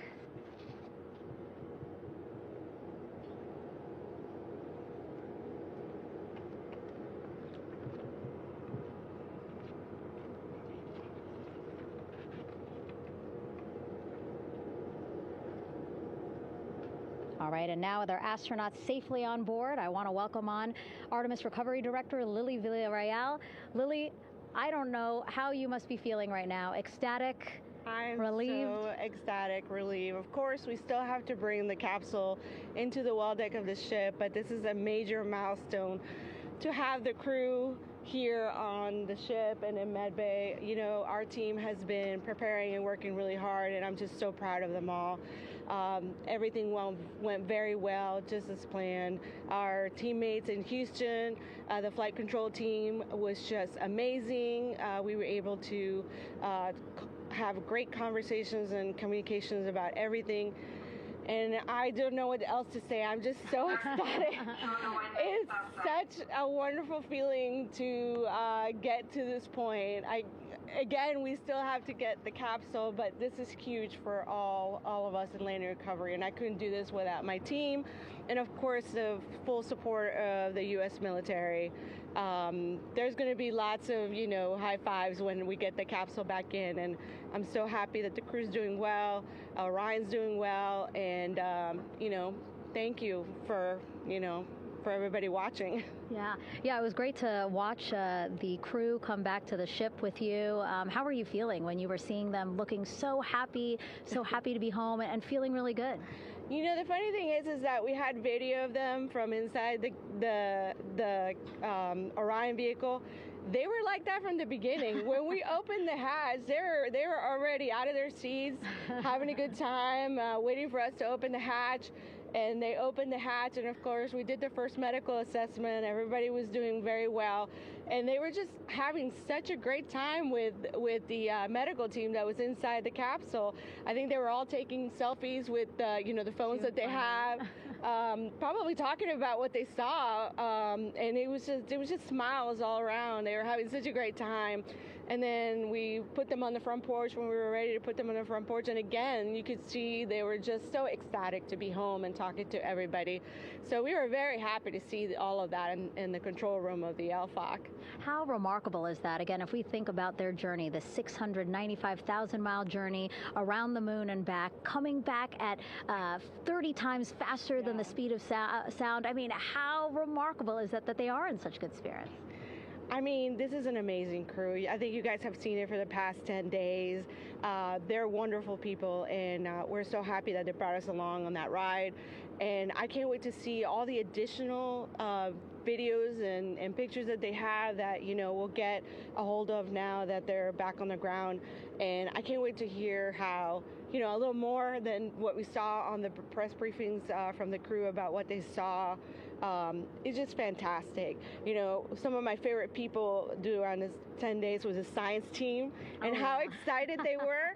And so this is exactly how we feel in the landing recovery team when the science team went, oh my goodness, when they heard all the discussions about the moon. This is exactly how we feel now in the landing recovery team. We're so ecstatic. Yeah. Again, we have to recover the capsule. I want to make sure we don't forget about our Orion. Lily's all about business. She's thinking about what's next. But yeah, speaking of these 10 days, I mean, we have been along for the journey with them, live with them 24/7 for 10 days, and just really seeing the engagement that we've gotten from around the world. What do you hope people take away from this mission? I think that's fantastic. So, my story was that I went to the Kennedy Space Center. I was born in Colombia. I was 10 years old when we moved to the United States, but when I was 7, my family took me to the visitor center, and that's when I learned about Apollo. And we went to the moon, and I learned about astronauts, and that story was what really fueled me to want to do STEM and want to be an astronaut. And I think that this Artemis program is going to do exactly what, what girls, my age back then is 7, young people right now, girls and even like young men, obviously. But we want to empower people to know that you can do this, right? If you want to come and work for NASA, if I did it, they can do it. And Artemis program is just going to inspire everybody. And I'm so happy about that. Yeah. Like Apollo inspired me. Thank you so much, Lily. Really appreciate you being here. As you said, still a lot of work to do. 5 to 6 more hours to recover Orion that's still out in the water. So I'll let you get back to it. But you had beautiful words to say again. We hope that this inspires people. We hope that you come and join us at NASA and accomplish great things with us in the future. Back to you, Rob. Thank you, Megan, and safe sailing out there in the Pacific. Here in Mission Control, it is now all quiet. The team of flight controllers and all their support personnel have left the room to enjoy the aftermath of a textbook touchdown by Integrity that splashed down in the Pacific right on target to complete this historic flyby of the moon, the Artemis II mission. With that, we'll wrap up our coverage for the night and point you to a post-splashdown news conference in 15 minutes at 9:35 p.m. Central Time, 10:35 p.m. Eastern Time, where managers will discuss the return of the Integrity spacecraft and the completion of the Artemis II mission. With that, we'll wrap up our coverage for this evening and historic mission in the history books. This is Mission Control Houston.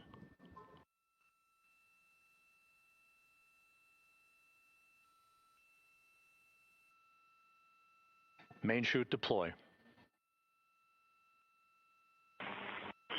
And we have 3 good main chutes. Houston Integrity, splashdown, sending post-landing command now. Splashdown confirmed. Copy splashdown, waiting on VLDR. Splashdown confirmed at 7:07 p.m. Central Time, 5:07 p.m. Pacific Time.